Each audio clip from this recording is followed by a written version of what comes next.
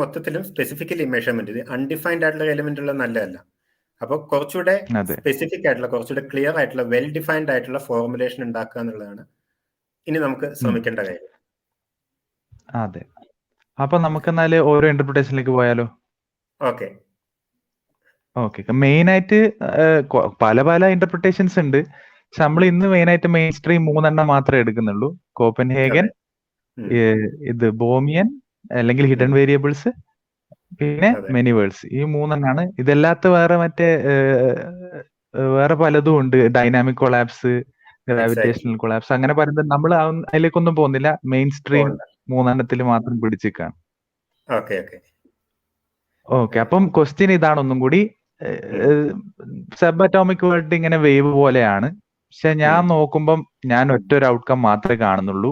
ഇവിടെ എന്താണ് സംഭവിച്ചത്? അപ്പം ഒരു കോപ്പൻഹേഗൻ ആള് ഇത് എങ്ങനെയാണ് മനസ്സിലാക്കുന്നത്? അത് ട്രിക്കി ചോദ്യമാണ്. കാരണം ഈ കോപ്പൻഹേഗൻ ഇന്റർപ്രിറ്റേഷൻ ഉള്ളതിന് ഒരു ക്ലിയർ കട്ട് ആയിട്ടുള്ള ഫോർമുലേഷൻ ഇല്ല. അതിനകത്തും പല ക്യാമ്പ്സ് ഉണ്ട്. അപ്പൊ ഒരു കോപ്പൻഹേഗൻ പേഴ്സൺ എങ്ങനെയാ പറയുന്നത് അത് അയാളെ ഡിപ്പെൻഡ് ചെയ്തിരിക്കും. കോപ്പൻഹേഗൻ ഇന്റർപ്രിറ്റേഷൻ വെൽ ഡിഫൈൻഡ് ആയിട്ടുള്ള ഇന്റർപ്രിറ്റേഷൻ അല്ല. അങ്ങനെ ഒരു പേരുണ്ട്, പക്ഷെ അതിന് കറസ്പോണ്ട് ചെയ്യുന്ന ഒരു ക്ലിയർ ആയിട്ടുള്ള ഐഡിയ ഇല്ല. അപ്പൊ അതിനകത്ത് തന്നെ പല പല ക്യാമ്പ്സ് ഉണ്ട്. പക്ഷെ ഇവർ വിചാരിക്കുന്നത് ഇവരെല്ലാം ഒരേ കാര്യമാണ് പറയുന്നത് എന്നുള്ളതാണ്. പക്ഷെ നമ്മൾ പരിശോധിക്കുമ്പോൾ ഇതെല്ലാം ഡിഫറെന്റ് ആണെന്ന് മനസ്സിലാവും. നമ്മൾ അതിന്റെ ഹിസ്റ്ററി എടുത്ത് നോക്കുകയാണെങ്കിൽ നീൽസ് ബോർ, ഹൈസൻബർഗ്, പൗളി, ഇങ്ങനെയുള്ള ആൾക്കാരൊക്കെ ഉണ്ടല്ലോ ഇതിന്റെ മെയിൻ ആയിട്ടുള്ള ആൾക്കാർ. ഇവരെല്ലാം കോപ്പൻഹേഗൻ ഇന്റർപ്രിറ്റേഷൻ എന്ന് പറഞ്ഞ് ഇവർ ഓരോരുത്തരും പറയുന്നത് വേറെ വേറെ കാര്യങ്ങളാണ്.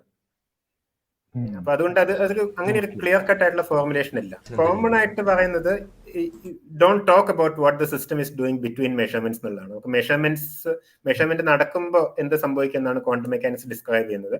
മെഷർമെന്റ് നടക്കാത്തപ്പോൾ എന്ത് സംഭവിക്കുന്നു എന്നുള്ളതിനെ കുറിച്ച് തൽക്കാലം സംസാരിക്കേണ്ട എന്നുള്ളതാണ് അതിന്റെ കോമൺ ആയിട്ടുള്ള ഐഡിയ. മെഷർമെന്റ് നടക്കുമ്പോൾ കൊളാപ്സ് സംഭവിക്കുന്നു. ഇതൊരു കോമൺ ലിങ്ക് ആയിട്ട് പറഞ്ഞൂടെ?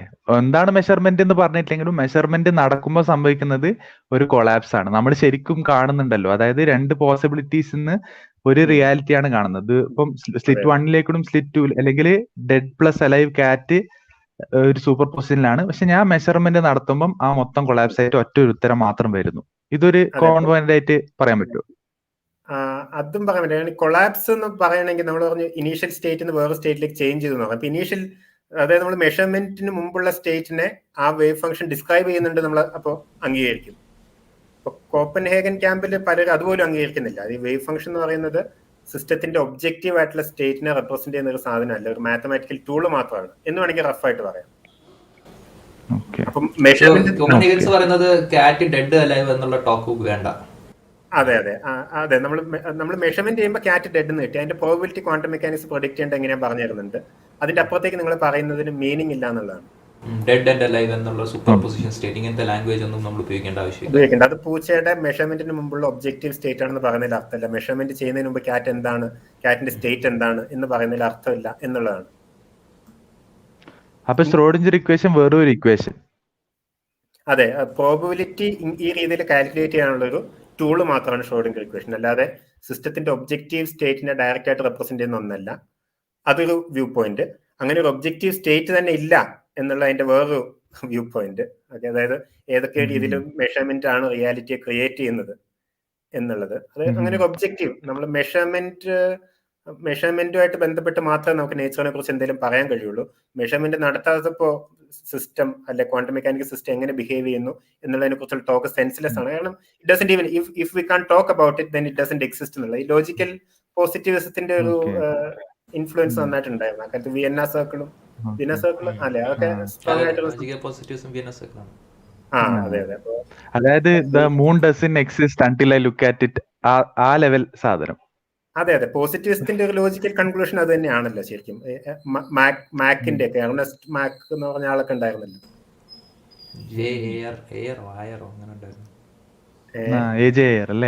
അതെ, പിന്നെ ഒരു കുറച്ച് ആൾക്കാരുണ്ടായിരുന്നു വിയന്ന സർക്കിളില്. അങ്ങനത്തെ പല ക്യാമ്പ്സും ആണ് ഉള്ളത് കോപ്പൻഹേഗനിൽ. അതെ, ബേസിക് ഐഡിയ ഇതാണ്. Don't talk about what the system is doing between measurements. ഇനി ഇതിൽ തന്നെ വേരിയേഷൻസ് ഉണ്ട്. ഇങ്ങനെ പറയുമെങ്കിലും they actually talk about it. Heisenberg പറയും നമ്മൾ മെഷർ ചെയ്യുന്നതിന് മുമ്പ് അത് പൊട്ടൻഷ്യ എന്ന് പറയുന്ന വേറെ ഏതോ തരത്തിലുള്ള എക്സിസ്റ്റൻസ് ആണ്. ഒബ്ജക്റ്റീവ് എക്സിസ്റ്റൻസ് ഉണ്ട്, പക്ഷെ നമ്മുടെ റിയൽ വേൾഡിലുള്ള കാര്യങ്ങൾ എക്സിസ്റ്റ് ചെയ്യുന്ന പോലെയല്ല, വേറെ റെൽമിലുള്ള എക്സിസ്റ്റൻസ് ആണ് എന്നിങ്ങനെയൊക്കെ പറഞ്ഞ് ഹൈസൻബർഗിന്റെ ഒരു വ്യൂ പോയിന്റ് ഉണ്ട്. ഓക്കെ, പിന്നെ ചിലർ പറയും വേവ് ഫംഗ്ഷൻ ഉണ്ട്, വേവ് ഫംഗ്ഷൻ ആക്ച്വലി കൊളാപ്സ് ചെയ്യുന്നതാണ്. ഇതൊക്കെ ഈ കോപ്പൻഹേഗന്റെ ഉള്ളിൽ വരുന്ന കാര്യങ്ങളാണ്. ഓക്കെ ബട്ട് ബേസിക്കലി ഒരു മെഷർമെന്റ് നടക്കുമ്പോൾ കൊളാപ്സ് നടക്കുന്നു. മെഷർമെന്റിന്റെ മുമ്പ് എന്താണെന്നുള്ളതിന് പലരും പല ഐഡിയാസ് ആണ്. അത് പൊട്ടൻഷ്യൽ എക്സിസ്റ്റൻസ് അല്ലെങ്കിൽ അങ്ങനത്തെ മീനിങ്ലെസ് ടോക്ക് ആണ്, അങ്ങനത്തെ പല ഗ്രൂപ്പ്സ് ആണ് ഉള്ളത്. പക്ഷെ ഒരു കോമണാലിറ്റി എന്ന് പറഞ്ഞാൽ മെഷർമെന്റിന് ശേഷം ഒരു കൊളാപ്സ് ഉണ്ട്, ഒറ്റ ഔട്ട്കം മാത്രമേ നമ്മൾ ഈ കാണുന്നത് തന്നെ. നമ്മൾ കാണുന്നതിന് മുമ്പ് എന്താ അറിയില്ല, പക്ഷെ നമ്മൾ നോക്കുമ്പോൾ നമ്മൾ ഒറ്റ ഒരു സാധനമേ കാണുന്നുള്ളൂ. അത് നമ്മൾ നോക്കുമ്പോഴാണ് ഒന്നാവുന്നത്. അതെ അതെ. അപ്പൊ അതിന് മുമ്പ് എന്തായിരുന്നു മെഷർമെന്റ് എന്താണെന്ന് അവിടെ പറയേണ്ട ആവശ്യമില്ല. അപ്പൊ അവിടെ മെഷർമെന്റ് അപ്പാരറ്റസിന് ഒരു ക്ലാസിക്കൽ അപ്പാരറ്റസ് ആയിട്ടാണ് കണക്കാക്കുന്നത്, ഒരു ക്ലാസിക്കൽ സിസ്റ്റം ആയിട്ടാണ് കണക്കാക്കുന്നത്. Quantum mechanical system classical system ആയിട്ട് ഇന്ററാക്ട് ചെയ്യുമ്പോഴാണ് സംഭവിക്കുന്നത് എന്നുള്ള രീതിയിലോ മറ്റാണ് ഇതിന്റെ ഒരു വേർഷൻ പോകുന്നത്. ഒരു ക്ലാസിക്കൽ സാധനം ഒരു അപ്പാരറ്റസ് ക്ലാസിക്കൽ ഇൻസ്ട്രുമെന്റ് ആയിട്ടാണ് നമ്മൾ എടുക്കുന്നത്. മെഷർമെന്റ് അപ്പാരറ്റസ് ഒരു മൈക്രോസ്കോപ്പിക്, അവിടെ ക്വാണ്ടം മെക്കാനിക്സ് അല്ല, ക്ലാസിക്കൽ മെക്കാനിക്സ് ആണ് എന്നുള്ളതാണ്. ഓക്കെ, അപ്പൊ ആ ഒരു ഡിറ്റക്ടറിന് ഒരു ക്വാണ്ടം മെക്കാനിക്സ്, ആ ശ്രോഡിഞ്ചർ ഇക്വേഷൻ വർക്കബിൾ അല്ല. എക്സാക്ട്ലി ആ രീതിയിലാണ്. ശ്രോഡിഞ്ചർ ഇക്വേഷൻ വെറും സബ് അറ്റോമിക്കും ചെറിയ ചെറിയ കാര്യങ്ങൾക്ക് മാത്രം, മാക്രോസ്കോപ്പിക് സാധനങ്ങൾക്ക് ശ്രോഡിഞ്ചർ ഇക്വേഷൻ യൂസ് ചെയ്യാൻ പാടില്ല. അതെ അതെ. എന്ന് മാത്രമല്ല ഷോർഡിംഗർ ഇക്വേഷൻ നമുക്ക് എന്താണ് കിട്ടുന്നത്, എന്താണ് നേച്ചറിനെ കുറിച്ച് പറയുന്നത് എന്നതിനെ കുറിച്ച് നമ്മൾ സംസാരിക്കാൻ പാടില്ല. കുറച്ച് കോംപ്ലിക്കേറ്റഡ്. എനിക്കത് നീൽസ് ബോർ ആയിരുന്നു എന്റെ മെയിൻ ആള്. നീൽസ് ബോർ പറഞ്ഞ ആളായിരുന്നു എന്റെ മെയിൻ ആയിട്ടുള്ള. അപ്പൊ നീൽസ് ബോർ വളരെ പവർഫുൾ ആയിട്ടുള്ള പേഴ്സണാലിറ്റി ആയിരുന്നു. ഹിസ്റ്ററി ഒക്കെ വായിച്ചാൽ അറിയാം. പലരും ഇത് പറയുന്നതൊക്കെ, റിപ്പോർട്ട് ചെയ്യുന്നതൊക്കെ, അതായത് യങ് ആയിട്ടുള്ള ആൾക്കാരെ വല്ലാതെ അട്രാക്ട് ചെയ്യാനുള്ള ഒരു കഴിവുണ്ടായിരുന്നു. ഇത് എങ്ങനെയാണെന്ന് അറിയില്ല. അപ്പോ സയൻസിലെ ഹിറ്റ്ലർ ആണല്ലേ? സയൻസിലെ ഹിറ്റ്ലർ ആയിരുന്നു. ഹിറ്റ്ലർ ആ സ്കിൽ, ഒരു ഒറേറ്ററി സ്കില്ലും അങ്ങനെ. പക്ഷെ പറയുന്ന മുഴുവൻ പ്യൂർലി സെൻസ്ലെസ്. ഇപ്പൊ ബോറിന്റെ പല റൈറ്റിംഗ്സ് ഇപ്പൊ വായിച്ചാൽ ആൾക്കാർക്ക് അറിയില്ല അതെന്താ അദ്ദേഹം പറയുന്നെന്നുള്ളത്. ഇപ്പോഴും അറിയില്ല. പല ഐഡിയാസും കൊണ്ടുവന്നിട്ടുണ്ട്, കോംപ്ലിമെന്റാരിറ്റി എന്നൊക്കെ പറഞ്ഞിട്ട്. അപ്പൊ ബോറിനെ കുറിച്ച് ഇങ്ങനെ പറയുന്ന ഒരു കഥ ഇതാണ്, പെർഫെക്റ്റ്ലി കേപ്പബിൾ ആയിട്ടുള്ള യങ് മൈൻഡ്സ് അങ്ങയുടെ അടുത്തേക്ക് പോകുന്നതാണ്. പിന്നെ തിരിച്ച് വന്നു കഴിയുമ്പോൾ കംപ്ലീറ്റ്ലി ഓഡാണ് ഈ ബോറിന്റെ പേഴ്സണാലിറ്റിയും ഇങ്ങനത്തെ കാര്യങ്ങളിലൊക്കെ ആയിട്ട്. തിരിച്ചു വന്നു കഴിയുമ്പോൾ ഇവര് കംപ്ലീറ്റ് ജിബറിഷ് ആണ് പറയുന്നത് എന്നുള്ള രീതിയിൽ, സെൻസ്ലെസ് ആയിട്ടുള്ള ടോക്കാണ് എന്നുള്ള രീതിയിൽ. ഈ കഥയിൽ ബോർ ഒരു വില്ലനായിട്ട്. നമ്മുടെ ചാനലിലും വീഡിയോസ് കണ്ടിട്ട് കുറെ പേര് പറയുന്നത് അങ്ങനെയാണോ? അല്ല, നിങ്ങൾ കുറച്ച് പേരല്ലേ പറയുന്നുള്ളൂ, ബോറിന്റെ എല്ലാവരും എഗ്രി ചെയ്യും.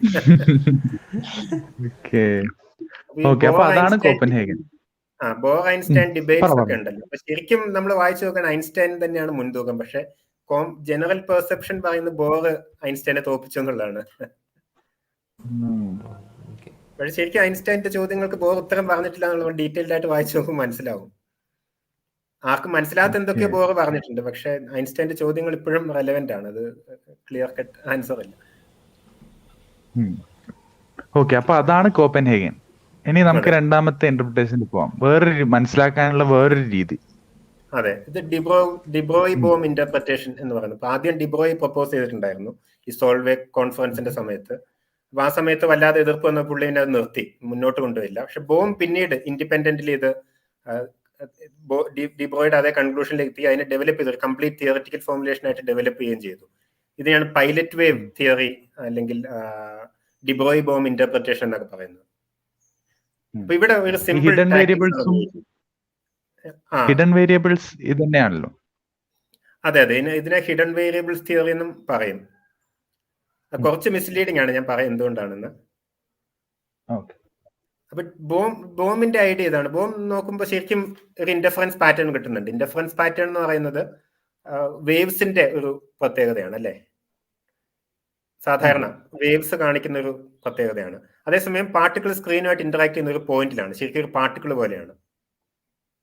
അപ്പൊ ഇന്റർഫറൻസ് പാറ്റേണും കിട്ടുന്നുണ്ട്, പാർട്ടിക്കിളും കിട്ടുന്നുണ്ട്. അപ്പൊ ബോം അല്ലെ ഡിബ്രോയുടെയും ബോമിന്റെ ഐഡിയ ഇതാണ്, ഇത് പാർട്ടിക്കിളും ഉണ്ട് വേവും ഉണ്ട്.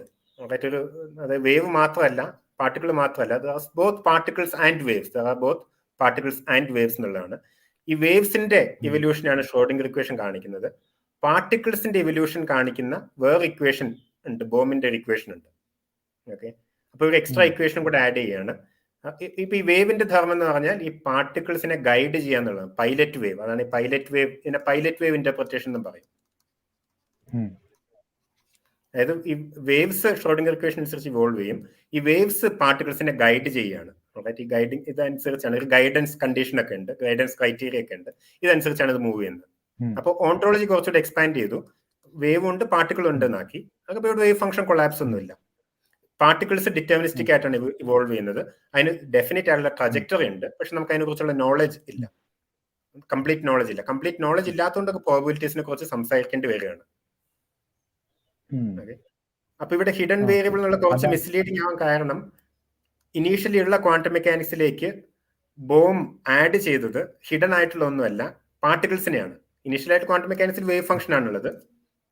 ഇതൊരു വേവ് ആയിട്ട് കണക്കാക്കുകയാണെങ്കിൽ, അതിലൊക്കെ കുറച്ച് സറ്റിലിറ്റീസ് ഉണ്ട്, ബട്ട് ലെറ്റ്സ് സേ ഇതൊരു വേവ് ആയിട്ട് കണക്കാക്കുകയാണെങ്കിൽ ബോം ഇതിലേക്ക് ആഡ് ചെയ്ത് പാർട്ടിക്കിൾസിനെയാണ്. പാർട്ടിക്കിൾസിനെയാണ് നമ്മൾ ഒബ്സർവ് ചെയ്യുന്നത്. നമ്മൾ എപ്പോഴും ഒബ്സർവ് ചെയ്യുന്നത് പാർട്ടിക്കിൾസിനെയാണ്. നമ്മൾ ഡബിൾ സ്ലിറ്റ് എക്സ്പെരിമെന്റിലാണെങ്കിൽ ഒരു പോയിന്റിൽ ഒരു ഡോട്ട് ആയിട്ടാണ് ഇന്ററാക്ട് ചെയ്യുന്നത്. അപ്പൊ ശരിക്കും നമ്മൾ ഒബ്സർവ് ചെയ്യുന്ന ഒബ്വിയസ് ആയിട്ടുള്ള കാര്യത്തെയാണ് ബോം ഇതിലേക്ക് ആഡ് ചെയ്തത്. അപ്പൊ അതുകൊണ്ട് അതിന്റെ ഹിഡൻ വേരിയബിൾ എന്ന് പറയുമ്പോൾ ചിലപ്പോൾ മിസ്ലീഡിംഗ് ആയേക്കാം. അതായത് ഈ വേവ് ഈ പാർട്ടിക്കിളിന്റെ ഓപ്ഷൻസ് മൊത്തം സെറ്റ് ചെയ്ത് കൊടുക്കും. നിങ്ങൾക്ക് ഈ പ്രോബബിലിറ്റീസ് മൊത്തം ഉണ്ട്, ഇവിടെ ഒക്കെ നിനക്ക് ചുറ്റി കളിക്കാമെന്നുള്ള ഓപ്ഷൻസ് കൊടുക്കുന്നു. അതിന്റെ മുകളിൽ ഈ പാർട്ടിക്കിൾ ഓരോ ഓപ്ഷൻ മാത്രം സെലക്ട് ചെയ്യുന്നു. ആ ഏത് ഓപ്ഷൻ ആണ് സെലക്ട് ചെയ്യുന്നത് അറിയാൻ നമുക്ക് കുറച്ച് ഹിഡൻ വേരിയബിൾസിന്റെ ആവശ്യമുണ്ട്. ഹിഡൻ വേരിയബിൾസിൽ വേറെ ഇൻക്ലൂഡ് ചെയ്യുന്നില്ല, പാർട്ടിക്കിൾസിന്റെ ഇക്വേഷൻസ് മതി എന്നാണ്. പാർട്ടിക്കിളിന്റെ ഇക്വേഷൻ ഉണ്ട്, വേവിന്റെ ഷ്രോഡിംഗർ ഇക്വേഷൻ ഉണ്ട്. ഈ വേവ്, അതായത് വേവ്സ് ആണ് ഈ പ്രോബിലിറ്റീസ് തീരുമാനിക്കുന്നത്. പാർട്ടിക്കിൾ എങ്ങോട്ടാണ് എത്തുക എന്നുള്ള പ്രോബിലിറ്റീസ് തീരുമാനിക്കുന്ന വേവ്സ് ആണ്, പാർട്ടിക്കിളിനെ ഗൈഡ് ചെയ്യുകയാണ്.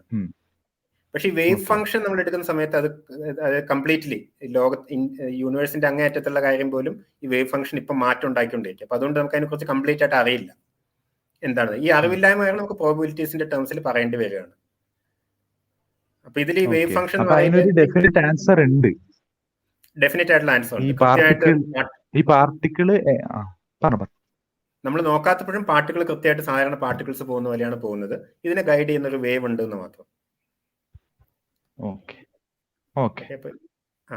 അപ്പൊ ഇവിടെ കൊളാപ്സ്, അപ്പൊ വേറെ പ്രശ്നങ്ങളൊന്നുമില്ല, എല്ലാം ക്വാണ്ടം മെക്കാനിക്കൽ ആണ്. ഇവിടെ ഇപ്പൊ ക്ലാസിക്കൽ ക്വാണ്ടം എന്നുള്ള ഡിവിഷൻ ഒന്നുമില്ല, എല്ലാം ക്വാണ്ടം മെക്കാനിക്കൽ ഒബ്ജക്ട്സ് ആണ്. നമ്മൾ വേവ് ഫംഗ്ഷൻ ഡിറ്റർമിൻ ചെയ്യുന്ന സമയത്ത് എല്ലാ കാര്യങ്ങളും ഇൻക്ലൂഡ് ചെയ്യുന്നു. ഡബിൾ സ്ലിറ്റ് ഉള്ളതും അതുപോലെ സ്ക്രീൻ ഉള്ളതും യൂണിവേഴ്സിനെ മുഴുവൻ അതിൽ ഇൻക്ലൂഡ് ചെയ്യേണ്ടി വരും. അപ്പൊ ഒരു ഇലക്ട്രോൺ എന്ന് പറഞ്ഞാല് ഒരു പൈലറ്റ് വേവിന്റെ മുകളിലുള്ള ഒരു ഫോട്ടോ, ഒരു പാർട്ടിക്കിൾ ആണ് ഇലക്ട്രോൺ. ഒരു പൈലറ്റ് വേവ് ഉണ്ട്, അതിന്റെ മുകളിൽ അത് ഓടിച്ചു പോകുന്ന ഒരു ഇലക്ട്രോണും ഉണ്ട്. ആ രണ്ടും കൂടിയിട്ടാണ് ഒരു ഇലക്ട്രോൺ. അതെ അതെ, മുകളിൽ എന്ന് പറയുമ്പോൾ അവിടെയും കുറച്ച് ഇഷ്യൂസ് ഉണ്ട്. കാരണം കൃത്യം മുകളിൽ, അതായത് ഈ വേവ്സ് ഈ പാർട്ടിക്കിളിനെ പുഷ് ചെയ്തുകൊണ്ടുപോകുന്ന രീതിയിലല്ല. കുറച്ചുകൂടെ അനാലജി ഞാൻ കേട്ടത്, ഇപ്പൊ നമ്മളൊരു റിമോട്ട് കൺട്രോൾഡ് ഇതുണ്ട് എന്ന് കരുതുക, ബോട്ട്, അപ്പൊ അത് കാറ്, അപ്പൊ അത് ഈ റിമോട്ട് കൺട്രോൾ, അപ്പൊ എങ്ങനെയോ അതിനെ ഗൈഡ് ചെയ്യുന്നുണ്ട്. പക്ഷെ അത് കുറച്ചൊരു ഇഷ്യൂ ഉണ്ട് അവിടെ. പക്ഷെ എന്നാലും ഇത് വെൽ ഡിഫൈൻഡ് ആയിട്ടുള്ള ഒരു തിയറിയാണ്. എന്ന് മാത്രമല്ല, മെഷർമെന്റ്സിന്റെ മുമ്പ് പാർട്ടിക്കിൾസ് എന്താ ചെയ്യുന്നത് എന്നുള്ളത് അത് കൃത്യമായിട്ട് നമുക്ക് അറിയില്ലെങ്കിലും അത് സ്പെസിഫിക് ആയിട്ട് ഒരു കാര്യം ചെയ്യുന്നുണ്ട് ഈ തിയറിയിൽ. ഓക്കെ, നമുക്കറിയില്ല എന്നേ ഉള്ളൂ, അതിന് എക്സാക്ട്ലി ആയിട്ട് ഒരു പൊസിഷനും എല്ലാം ഉണ്ട് നമ്മൾ മെഷർ ചെയ്യുന്നതിന്റെ മുമ്പേ. അതെ അതെ, ഓക്കെ ഓക്കെ. അപ്പൊ അതും ഓക്കെ. അപ്പൊ 2 എണ്ണം കഴിഞ്ഞു. നമുക്ക് ഇനി മൂന്നാമത്തിലേക്ക് പോവാം. ഇനിയാണ് ഈ ക്വാണ്ടം മെക്കാനിക്സിന്റെ ഏറ്റവും സിംപ്ലസ്റ്റ്, എവററ്റിയൻ, മെനി വേൾഡ്സ് ഇന്റർപ്രിറ്റേഷൻ എന്ന് പറയും. ഇതാണ് ഈ ക്വാണ്ടം മെക്കാനിക്സിന്റെ ഏറ്റവും സിമ്പിൾ ആയിട്ടുള്ള ഇന്റർപ്രിറ്റേഷൻ. ഓക്കെ, അപ്പൊ ഇവിടെ എക്സ്ട്രാ സാധനങ്ങൾ നമ്മൾ ആഡ് ചെയ്യുന്നില്ല, വേവ് ഫംഗ്ഷൻ കൊളാപ്സ് ആഡ് ചെയ്യുന്നില്ല. എന്താണ് പാർട്ടിക്കിൾസ് എന്ന് പറഞ്ഞ പുതിയൊരു സാധനവും അതിന് വേറെ ഇക്വേഷനും ഇല്ല, ഗൈഡൻസ് കണ്ടീഷൻ ഇല്ല, അങ്ങനെയൊന്നുമില്ല. അപ്പൊ പറയുന്നത് നമ്മുടെ ക്വാണ്ടം മെക്കാനിക്സ് ശരിയാണ്, ഷ്രോഡിംഗർ ഇക്വേഷൻ ശരിയാണ്. ഇവിടെ വേവ് ഫംഗ്ഷൻ ഉണ്ട്, ഷ്രോഡിംഗർ ഇക്വേഷൻ ഉണ്ട്.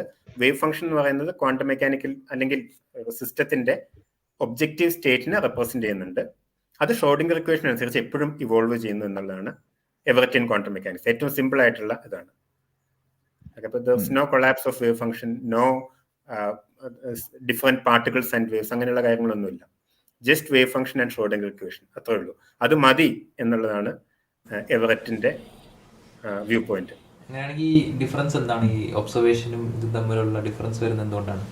അപ്പൊ ഇതനുസരിച്ചാണെങ്കിൽ ഞാൻ പറഞ്ഞ പോലെ നമ്മൾ ഷ്രോഡിംഗർ ഇക്വേഷൻ ആണ് അനുസരിക്കുന്നതെങ്കിൽ ഞാൻ പറഞ്ഞു ഇങ്ങനെ ഒരു ഇവല്യൂഷൻ. അപ്പൊ ഞാൻ ഇവിടെ ഒരു എക്സ്ട്രാ സാധനം ആഡ് ചെയ്യുന്നുണ്ട്. നമ്മൾ നേരത്തെ എഴുതിയ ഇക്വേഷനിൽ നിന്ന് ഇവിടെ ഒരു എക്സ്ട്രാ സാധനം ആഡ് ചെയ്യുന്നു. നമ്മൾ മുൻപത്തെ ഇക്വേഷൻ നോക്കാം അല്ലെ.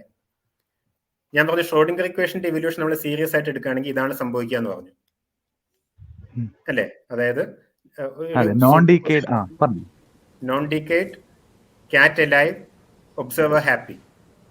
ഇതുണ്ട് decayed cat dead observer unhappy or sad. ഇതാണ് ഈ കമ്പൈൻഡ് സിസ്റ്റത്തിന്റെ സ്റ്റേറ്റ്. കമ്പൈൻഡ് സിസ്റ്റത്തിൽ ഇവിടെ ഇൻക്ലൂഡ് ചെയ്തത് ആറ്റം, പൂച്ച, ഒബ്സർവർ മാത്രമേ ഉള്ളൂ. ഇവിടെ വിട്ടുകളഞ്ഞൊരു കാര്യമുണ്ട്, അതാണ് എൻവയോൺമെന്റ് എന്ന് പറയുന്നത്. വിട്ടുകളയാൻ പാടില്ലാത്തൊരു കാര്യമായിരുന്നു. ഇതാണ് എൻവയോൺമെന്റ് എന്ന് പറയുന്നത്. എൻവയോൺമെന്റ് എന്ന് പറഞ്ഞാൽ ശരിക്കും ഇത് മാത്രമല്ല ഉള്ളത്. അവിടെ ഒരു എൻവയോൺമെന്റ്, അവിടെ ചുറ്റും എയർ മോളിക്യൂൾസ് ഉണ്ട്. നമ്മൾ നോക്കുകയാണെങ്കിൽ മൈക്രോവേവ് ബാക്ക്ഗ്രൗണ്ട് റേഡിയേഷന്റെ ഫോട്ടോൺസ് ഉണ്ട്. ഇതെല്ലാം ഇതുമായിട്ട് എപ്പോഴും ഇന്ററാക്ട് ചെയ്തുകൊണ്ടിരിക്കുകയാണ്. ഓക്കെ. ഇനി പൂച്ച ഇങ്ങനെ നിവർന്നിരിക്കുന്ന പൂച്ചയായിട്ട് എയർ മോളിക്യൂൾസ് ഇന്ററാക്ട് ചെയ്യുന്ന രീതിയിലല്ല, ചത്ത് കിടക്കുന്ന പൂച്ചയായിട്ട് എയർ മോളിക്യൂൾസോ ഫോട്ടോൺസോ ഒക്കെ ഇന്ററാക്ട് ചെയ്യുക ഡിഫറെന്റ് ആയിട്ടുള്ള രീതിയിലാണ്. അതുകൊണ്ടാണ് ഇവിടെ എൻവയോൺമെന്റ് 1 എൻവയോൺമെന്റ് 2 എഴുതിയിരിക്കുന്നത്. അപ്പൊ ശരിക്കും നമ്മൾ ആലോചിച്ച് വേണം സംഭവിക്കുന്നത് ഇങ്ങനെ ഒരു സൂപ്പർ പൊസിഷനിലേക്ക് ഷ്രോഡിംഗർ ഇക്വേഷൻ എടുക്കുകയാണെങ്കിൽ സിസ്റ്റത്തിന്റെ സ്റ്റേറ്റ് അല്ലെ വേവ് ഫംഗ്ഷൻ ഇങ്ങനെ ഒരു സൂപ്പർ പൊസിഷനിലേക്കാണ് ഇവോൾവ് ചെയ്യുക if you take Schrödinger equation seriously. Okay. ഇതാണ് എവററ്റ്. അപ്പോൾ എവററ്റ് പറഞ്ഞ് ഇത് രണ്ടും വേറെ വേറെ ബ്രാഞ്ചസ് ആണ്, വേൾഡിന്റെ 2 ബ്രാഞ്ചസ് ആണ്. ഇത് തമ്മിൽ ഇന്ററാക്ഷൻ ഒന്നും സാധ്യമല്ല. റൈറ്റ്. അതുകൊണ്ട് തന്നെ ഒരു ബ്രാഞ്ചിലുള്ള ആൾക്ക് തോന്നും എന്ത് വേവ് ഫംഗ്ഷൻ ഈ ഒരു പോസിബിലിറ്റിയിലേക്ക് കൊളാപ്സ് ചെയ്തു. അടുത്ത ബ്രാഞ്ചിലുള്ള ആൾക്ക് തോന്നും വേവ് ഫംഗ്ഷൻ ഈ ഒരു ബ്രാഞ്ചിലേക്ക് കൊളാപ്സ് ചെയ്തു. അതൊരു അപ്പിയറൻസ് മാത്രമാണ്, കാരണം ഈ 2 ബ്രാഞ്ചും തമ്മിൽ ഇന്ററാക്ഷൻ ഒന്നും സാധ്യമല്ല. ഇനി എവററ്റ് ഇത് പറഞ്ഞപ്പോൾ ഇന്ററാക്ഷൻ ഒന്നും സാധ്യമല്ല എന്ന് പറഞ്ഞപ്പോൾ എവററ്റ് പറയാൻ ആവശ്യത്തിന് കാരണം ഉണ്ടായിരുന്നില്ല. പക്ഷെ ഇന്ന് നമുക്ക് ഡീകോഹിറൻസ് തിയറി എന്ന് പറഞ്ഞ വേറൊരു ഇതുണ്ട്. ഡീകോഹിറൻസ് എന്ന് പറഞ്ഞ വേറൊരു കാര്യമുണ്ട് ക്വാണ്ടം മെക്കാനിക്സിൽ. അതായത് അത് എവററ്റിന്റെ ഒക്കെ കാലം കഴിഞ്ഞിട്ടാണ് നമ്മൾ കൂടുതൽ മനസ്സിലാക്കിയത്. ഡീകോഹിറൻസ് എന്ന് പറയുന്നത് ഈ കാര്യം തന്നെയാണ്, പെട്ടെന്ന് തന്നെ എൻവയോൺമെന്റുമായിട്ട് എൻറ്റാങ്കിൾഡ് ആവും. അതായത് ഈ സൂപ്പർ പൊസിഷൻ എന്ന് പറയുന്നത് ശരിക്കും വളരെ ഇൻഫെക്ഷ്യസ് ആണ്. അത് എന്തിനോടൊക്കെ ഇന്ററാക്ട് ചെയ്യുന്നു അതിനെയൊക്കെ അത് സൂപ്പർ പൊസിഷനിലാക്കും. അപ്പൊ ശരിക്കും നമ്മൾ പെട്ടി തുറന്ന് നോക്കുന്നതിന് മുൻപ് തന്നെ ഇത് എനിക്ക് തോന്നുന്നു എന്റെ ടൈം ഓർഡർ എനിക്ക് കൃത്യം ഓർമ്മയില്ല. ഈ ഡീകോഹിറൻസ് സംഭവിക്കുന്ന 10⁻⁻21 സെക്കൻഡ്സ്, അത്ര കുറഞ്ഞ ടൈം സ്കെയിലാണ്. ഇത് തെറ്റായിരുന്നു കേട്ടോ, അത് ചെക്ക് ചെയ്യണം. പക്ഷെ വളരെ കുറഞ്ഞ ടൈം സ്കെയിലാണ് ഈ ഡീകോഹിറൻസ് സംഭവിക്കുക. ഡീകോഹിറൻസ് എന്ന് പറയുന്നത് മറ്റൊന്നുമല്ല, ഒരു ക്വാണ്ടം മെക്കാനിക്കൽ സിസ്റ്റം അതിന് ചുറ്റുമുള്ള എൻവയോൺമെന്റുമായിട്ട് എൻറ്റാങ്കിൾഡ് ആകുന്ന സിറ്റുവേഷനാണ് നമ്മൾ ഡീകോഹിറൻസ് എന്ന് പറയുന്നത്. അതായത് പെട്ടി തുറന്ന് നമ്മൾ നോക്കുന്നതിന് മുൻപ് തന്നെ ഈ ഡീകോഹിറൻസ് സംഭവിച്ചു കഴിഞ്ഞു, എൻവയോൺമെന്റുമായിട്ട് എൻറ്റാങ്കിൾഡ് ആയി കഴിഞ്ഞു. കാരണം നമുക്ക് നമ്മളതിലേക്ക് നോക്കി നമുക്ക് പെർസെപ്ഷൻ ഉണ്ടാകാൻ ഒരു സമയമുണ്ടല്ലേ. അതിനേക്കാൾ എത്ര ചെറിയ സമയത്താണ് ഈ ഡീകോഹിറൻസ് സംഭവിക്കുന്നത്. അതായത് നമ്മൾ പൂച്ചയെ കാണുന്നതിന് മുമ്പ് തന്നെ ഈ ബ്രാഞ്ചിങ് സംഭവിച്ചു കഴിഞ്ഞു. ഒരു ബ്രാഞ്ചിൽ ഒരു എൻവയോൺമെന്റും വേറെ ബ്രാഞ്ചിൽ വേറെ എൻവയോൺമെന്റുമാണ്. ഈ എൻവയോൺമെന്റുമായിട്ടുള്ള എൻറ്റാങ്കിൾമെന്റിനാണ് നമ്മൾ ഡീകോഹിറൻസ് എന്ന് പറയുന്നത്. ഈ ഡീകോഹിറൻസ് നമ്മൾ പൂച്ച ചത്താണോ ജീവിച്ചാണോ മനസ്സിലാക്കുന്നതിന് മുമ്പ് ഡീകോഹിറൻസ് സംഭവിച്ചു കഴിഞ്ഞു, നമ്മളൊരു ബ്രാഞ്ചിലായി കഴിഞ്ഞു. പക്ഷെ ഈ 2 ബ്രാഞ്ചും ഉണ്ട്. എന്റെ ഒരു ഹാപ്പി ആയിട്ട്, ഇപ്പൊ ഞാനാണ് ഒബ്സർവർ എങ്കിൽ ഹാപ്പി ആയിട്ടുള്ള ഒരു ബ്രാഞ്ച് ഉണ്ട്, സാഡ് ആയിട്ടുള്ള ബ്രാഞ്ച് ഉണ്ട്. ഇത് രണ്ടും ഉണ്ട്. ഇനി ഡീകോഹിറൻസിന്റെ തിയറി പറയുന്നത് ഈ 2 ബ്രാഞ്ചസും കംപ്ലീറ്റ്ലി ഇൻഡിപെൻഡന്റ് ആണെന്നാണ്. ഇത് തമ്മിൽ യാതൊരു തരത്തിലുള്ള ഇന്ററാക്ഷൻസ് ഒന്നും സാധ്യമല്ല. അതുകൊണ്ടാണ് വേവ് ഫംഗ്ഷന്റെ ചില ബ്രാഞ്ചുകൾ നഷ്ടപ്പെട്ടു പോയെന്ന് നമുക്ക് തോന്നുന്നത്. ഇറ്റ്സ് ജസ്റ്റ് എൻ അപ്പിയറൻസ്, പക്ഷെ ബ്രാഞ്ചസ് അവിടെ തന്നെ ഉണ്ട്. നമുക്ക് അതിനെക്കുറിച്ച് യാതൊരു ഇൻഫർമേഷൻ നമുക്ക് കിട്ടില്ല, കാരണം ഇത് രണ്ടും കംപ്ലീറ്റ്ലി ഇൻഡിപെൻഡന്റ് ആണ്. നമ്മൾ ഓർത്തോഗണൽ സ്റ്റേറ്റ്സ് എന്ന് പറയും. അപ്പം ഈ ഒരു ആറ്റം ഡീകേ ചെയ്താൽ ഇമ്മീഡിയറ്റ്ലി അത് എൻവയോൺമെന്റുമായിട്ട് ഒരു തരം എഫക്റ്റ് ഉണ്ടാവും. ഈ ഡീകേ ആയ ആറ്റം എൻവയോൺമെന്റിനെ എഫക്ട് ചെയ്യുന്നു, അത് മൊത്തം സ്പ്രെഡ് ചെയ്യുന്നു. ആ എഫക്റ്റ് കാരണം അപ്പൊ ഈ 2 സ്റ്റേറ്റും ഈ യൂണിവേഴ്സിനെ സ്പ്ലിറ്റ് ചെയ്യുന്നു. ഡീക്കേഡ് നോൺ ഡീക്കേഡ് എന്ന് പറഞ്ഞ 2 സ്റ്റേറ്റും യൂണിവേഴ്സുമായിട്ട് ഡിഫറെന്റ് രീതിയിൽ ഇന്ററാക്ട് ചെയ്തിട്ട് രണ്ടിനും അങ്ങോട്ട് സ്പ്ലിറ്റ് ചെയ്യുന്നു ഇൻസ്റ്റന്റ്ലി. ഓക്കെ. അപ്പൊ പെട്ടി തുറക്കുന്നതിന് മുമ്പേ തന്നെ ഇൻസ്റ്റന്റ്ലി ഈ നോൺ ഡീക്കേഡ് സാധനം എലൈവ് ആയിട്ട് കാറ്റിനെ വെച്ചു, ഞാൻ പുറത്ത് ഹാപ്പിയാണ്. ഡീകേ ചെയ്താൽ ഇൻസ്റ്റന്റ്ലി ആ ബാക്കിയുള്ള എഫക്ട്സ് നടക്കുന്നു, കാറ്റ് ചാവുന്നു, സ്പ്ലിറ്റ് ആയി. ഇൻസ്റ്റന്റ്ലി 2 യൂണിവേഴ്സും ഡീകോഹിയറായി സ്പ്ലിറ്റ് ആയി. ഇത് രണ്ടുണ്ട്. അപ്പൊ ഇവിടെ പെട്ടി തുറന്ന് നോക്കുന്നതിന് മുമ്പ് നമ്മുടെ തോട്ട് എക്സ്പെരിമെന്റിൽ പെട്ടി തുറക്കുമ്പോൾ മാത്രമേ ഔട്ട്സൈഡ് വേൾഡുമായിട്ട് ഇന്ററാക്ട് ചെയ്യുന്നുള്ളൂ. അങ്ങനെ നമുക്ക് ചെയ്യാൻ കഴിയില്ല. ഓക്കെ. അത് അല്ലെങ്കിൽ ഇന്ററാക്ട് ചെയ്യും, ഇന്ററാക്ഷൻ നമുക്ക് ഒഴിവാക്കാൻ കഴിയില്ല. പക്ഷെ നമ്മുടെ തോട്ട് എക്സ്പെരിമെന്റിൽ നമ്മൾ പെട്ടി കംപ്ലീറ്റ് ആയിട്ട് ഐസൊലേറ്റ് ചെയ്ത് വെച്ചിരിക്കുകയാണ്. അപ്പൊ പെട്ടി തുറക്കുന്ന മൊമെന്റിൽ മുതലാണ് ഇന്ററാക്ഷൻ സ്റ്റാർട്ട് ചെയ്ത് ഡീകോഹിറൻസ് സംഭവിക്കുന്നത്. പക്ഷെ പെട്ടി റിയൽ വേൾഡിൽ ഓൾറെഡി കോൺസ്റ്റന്റ് കോണ്ടാക്റ്റിലാണ്. പെട്ടി തുറക്കുന്നതിന് മുമ്പ് എൻവയൺമെന്റിലായിട്ട് ഈ പെട്ടിയും അതിന്റെ ഉള്ളിലുള്ള പൂച്ചയിലും എന്തെങ്കിലും രീതിയിൽ കോൺസ്റ്റന്റ് കോണ്ടാക്റ്റിലാണ്. ഇൻ പ്രാക്ടീസ് നമ്മുടെ തോട്ട് എക്സ്പെരിമെന്റിൽ അങ്ങനെയല്ല. തോട്ട് എക്സ്പെരിമെന്റിൽ നമ്മൾ പറഞ്ഞത് കംപ്ലീറ്റ്ലി നമ്മൾ ഐസൊലേറ്റ് ചെയ്തു എന്നാണ്. അപ്പൊ പെട്ടി തുറക്കുന്ന മൊമെന്റ് ഏതെങ്കിലും രീതിയിൽ അതിന് എയർ മോളിക്യൂൾസിനെ അല്ലെ ഉള്ളിലേക്ക് അല്ലെ ഫോട്ടോൺസിനുള്ളിലേക്ക് അടുത്തുവിടാനൊക്കെ സംഭവിക്കുന്ന മൊമെന്റിലാണ് സംഭവിക്കുന്നത്. ഇത് ഞാൻ സ്പെസിഫിക് ആയിട്ട് പറയാൻ കാരണം പൂച്ചയുടെ കാര്യത്തിൽ നമുക്ക് ഈ പറഞ്ഞ പോലെ ഇതിനെ കംപ്ലീറ്റ് ആയിട്ട് സെപ്പറേറ്റ് ആയിട്ട് നിലനിർത്താൻ കഴിയില്ല, ഐസൊലേറ്റ് ആയിട്ട് നിലനിർത്താൻ കഴിയില്ല. പക്ഷെ ക്വാണ്ടം മെക്കാനിക്കൽ പാർട്ടിക്കിൾസ്, ഇപ്പൊ ഇലക്ട്രോൺസോ അങ്ങനെയുള്ള കാര്യങ്ങൾ നമുക്ക് അതിന്റെ ഡീകോഹറൻസ് ടൈം കുറെ കൂടെ കൂടുതലാണ്. അതായത് അതിനെ നമുക്ക് ഐസൊലേറ്റ് ചെയ്ത് നിർത്താൻ കഴിയും. കൂടുതൽ മാക്രോസ്കോപ്പിക് ആകുന്നതോറും ഐസൊലേറ്റ് ചെയ്യാൻ കൂടുതൽ ബുദ്ധിമുട്ടാവും. ബാക്കിയുള്ള ലോകത്തുമായിട്ട് ഇന്ററാക്ട് ചെയ്യാതെ ഇങ്ങനെ സൂക്ഷിച്ചു വെക്കാൻ പറ്റും ഒരു ഇലക്ട്രോൺ. ഒരു പക്ഷെ പൂച്ചനെ സൂക്ഷിച്ചു വെക്കാൻ പറ്റില്ല അങ്ങനെ. അതെ, അപ്പൊ അങ്ങനെയുള്ള സിറ്റുവേഷനിലുള്ള ഇലക്ട്രോണുകളിലാണ് നമ്മൾ ഈ ക്വാണ്ടം മെക്കാനിക്കൽ എഫക്ട്സ് ആണ്. ഈ പൂച്ചയ്ക്ക് വരെ ഇവിടെ ഒരു സ്പിൻ ആയിരുന്നു എന്ന് കരുതുക, ഇലക്ട്രോൺ സ്പിൻ ആയിരുന്നു എന്ന് കരുതുക. ഓക്കെ, അപ്പൊ അങ്ങനെയാണെങ്കിൽ ഇത് നമ്മൾ ഐസൊലേറ്റ് ചെയ്തു എന്ന് പറഞ്ഞാൽ കുറെ കൂടെ വാലിഡ് ആണ്. നമുക്ക് അങ്ങനെ ഐസൊലേറ്റ് ചെയ്യാൻ കഴിയും, അങ്ങനെയുള്ള കാര്യങ്ങൾ നമുക്ക് ചെയ്യാൻ കഴിയും, നമുക്ക് ഇഷ്ടമുള്ള സിസ്റ്റമായിട്ട് എൻറ്റാങ്കിൾഡ് ആക്കാൻ കഴിയും. ഇതൊക്കെ ചെയ്തിട്ടുണ്ട്.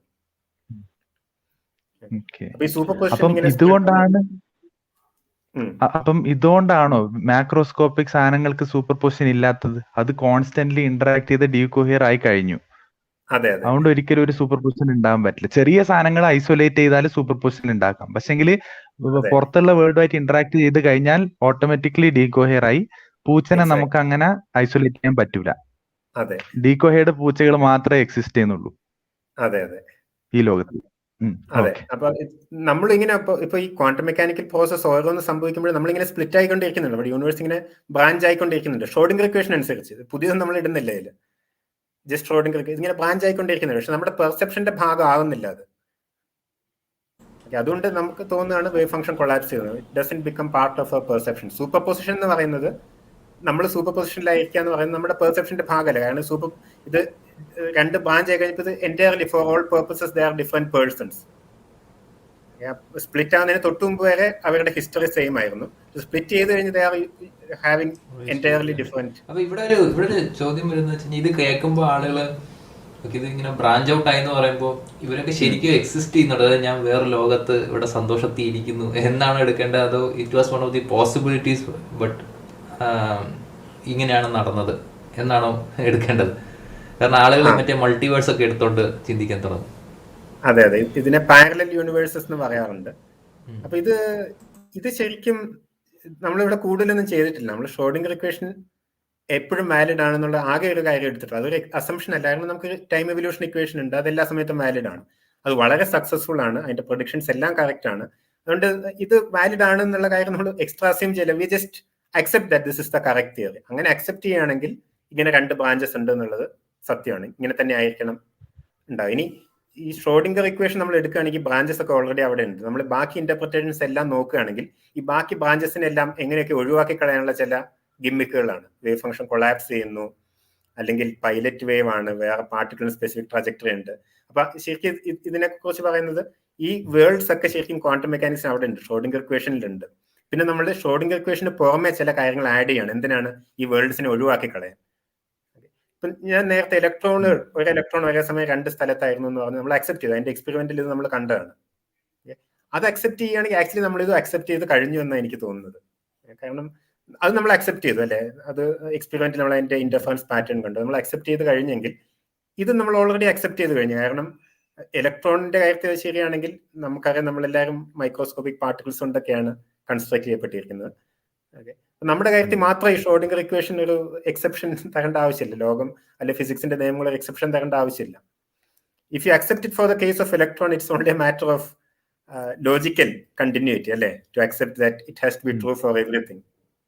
ഇനി അത് എല്ലാത്തിനും ശരിയാണെങ്കിലും നമ്മൾ ഈ കാണുന്ന രീതിയിൽ തന്നെയായിരിക്കും നമ്മുടെ ഒബ്സർവേഷൻസ് ഉണ്ടാവുക എന്നും പറയുന്നുണ്ട്. അപ്പൊ ഇത് ആക്ച്വലി എല്ലാം എക്സ്പ്ലെയിൻ ചെയ്യുന്നുണ്ട്. ഇവിടെ യാതൊന്നും അൺഡിഫൈൻഡ് ആയിട്ടില്ല. മെഷർമെന്റ് എന്ന് പറയുന്നത് വളരെ ഡിഫൈൻഡ് ആണ്. എന്താണ് മെഷർമെന്റ് എന്ന് പറയുന്നത്? Measurement അപ്പാരറ്റസുമായിട്ട് quantum mechanical system entangled ആകുന്ന അവസ്ഥയാണ്. അത് ക്ലിയർ ആണ്. അപ്പോൾ ഇക്കാര്യത്തിൽ ആർക്കും ശരിക്കും ഷ്രോഡിംഗർ ഇക്വേഷൻ പറയുന്നത് എന്താണെന്ന് ചോദിച്ചാൽ ഇതാണ് ഷ്രോഡിംഗർ ഇക്വേഷൻ പ്രഡിക്റ്റ് ചെയ്യുന്നുള്ള കാര്യത്തിൽ എല്ലാവരും യോജിക്കും. ഇതിൽ സംശയമില്ല.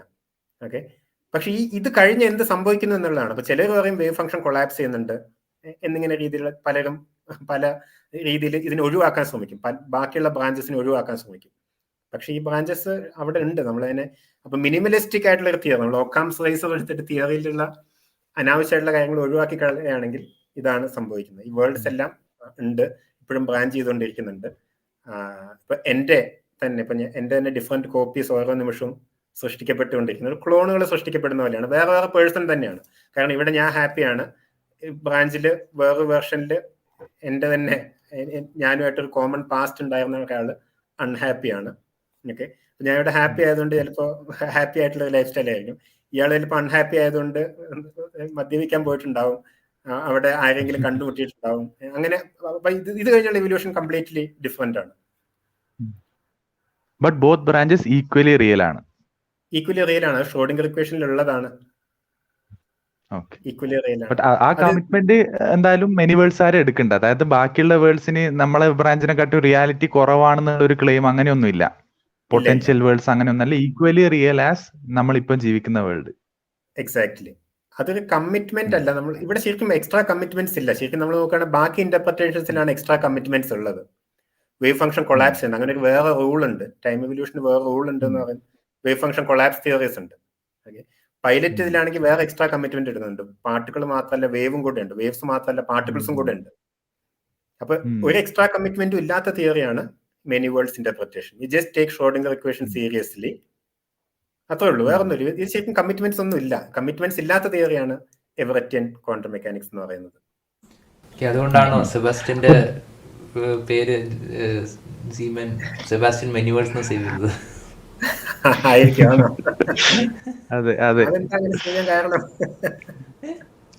അതെ, മെനി വേൾഡ്സിന്റെ ഒരു മെയിൻ നാട്ടിലെ പ്രൊപ്പോണന്റ് ആണല്ലോ സെബാസ്റ്റ്യൻ. ക്ലബ് ഹൗസിൽ നമ്മൾ കണ്ടിട്ടുണ്ടല്ലേ? അതെ, ക്ലബ് ഹൗസിൽ നമ്മൾ കണ്ടിട്ടുണ്ട് മുമ്പ്. വീക്ക്ലി റൂംസ് ഇടായിരുന്നു, ക്വാണ്ടം റൂംസ്. സെബാസ്റ്റ്യനും വേറെ കുറച്ച്. അതെ, അപ്പൊ നമുക്ക് ഒരു റൗണ്ടും കൂടി അടിക്കാം ഈ 3 ഇന്റർപ്രിട്ടേഷന്റെയും ഒരു പ്ലസും മൈനസും. ഓക്കെ, അപ്പോ നമ്മൾ ഓൾറെഡി പലതും പറഞ്ഞിട്ടുണ്ടാവും, എന്നാലും ഒരു സമ്മറി പോലെ. കോപ്പൻഹേഗൻ ഇന്റർപ്രിറ്റേഷന്റെ മൈനസ് എന്ന് പറയുന്നത് വേഗ് ആണ്, അൺഡിഫൈൻഡ് ആണ്, it's not even a good theory. അപ്പൊ നമ്മള് ഒരു നേച്ചറിനെ കുറിച്ചുള്ള ഒരു ഫണ്ടമെന്റൽ തിയറി എന്നുള്ള ഇതിൽ നിന്ന് കോപ്പൻഹേഗൻ ഇന്റർപ്രിറ്റേഷനെ കംപ്ലീറ്റ് ആയിട്ട് ഒഴിവാക്കേണ്ടതാണ്. അങ്ങനെ ഒരു ഇന്റർപ്രിറ്റേഷൻ ഉണ്ടെങ്കിൽ അത് വെൽ ഡിഫൈൻഡ് അല്ല, അതിൽ പലതും വെൽ ഡിഫൈൻഡ് അല്ല.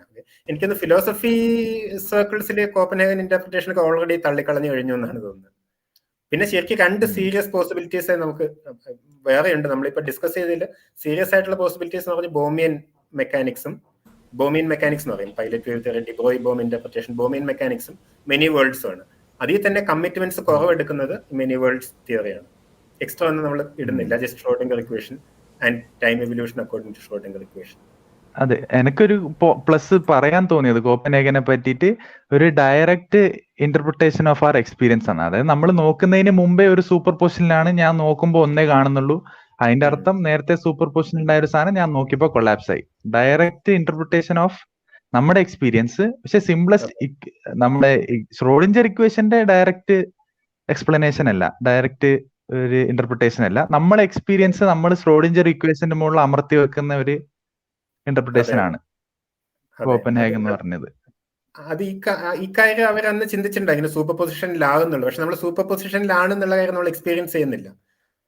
അതുകൊണ്ടായിരിക്കും അവരത് ഒഴിവാക്കിയത്. പക്ഷെ അതിനുവേണ്ടി കുറെ ഹാർഡ് വർക്ക് ചെയ്യേണ്ടി വരികയാണ്. മനസ്സിലായില്ല? മെഷർമെന്റ് പറഞ്ഞത് എക്സ്ട്രാ പ്രോസസ് ഇടുക, അത് ഡിഫൈൻഡ് അല്ല, വേഗ് ആണ്. അവിടെ ഒരു ഗ്യാപ്പ് നിലനിൽക്കുകയാണ്. അപ്പൊ ഒരു കംപ്ലീറ്റ് ആയിട്ടുള്ള തിയറി ആയിട്ടില്ല അത്. കോപ്പൻഹേഗൻ എന്ന് പറഞ്ഞ കംപ്ലീറ്റ് ഒരു സീരിയസ് ആയിട്ടുള്ള ഫോർമുലേഷൻ അല്ല തിയറിയുടെ. അതെ, അപ്പൊ നമ്മൾ കുറെ അഡീഷണൽ സാധനങ്ങൾ അടിച്ചമർത്താണ് ഇക്വേഷന്റെ മുകളിൽ നമുക്ക് ഈ ഒറ്റൊരു വേൾഡ് കിട്ടാൻ. അതെ അതെ അതെ. ഓക്കെ. അപ്പം ഡിബ്രോലി ബോം ആണെങ്കിലോ, ബോമിയൻ മെക്കാനിക്സ് ആണെങ്കിൽ ബോമിയൻ മെക്കാനിക്സ് ഒരു വേൾഡ് തന്നെയുള്ളൂ. വേവ് ഫംഗ്ഷൻ ഉണ്ട്.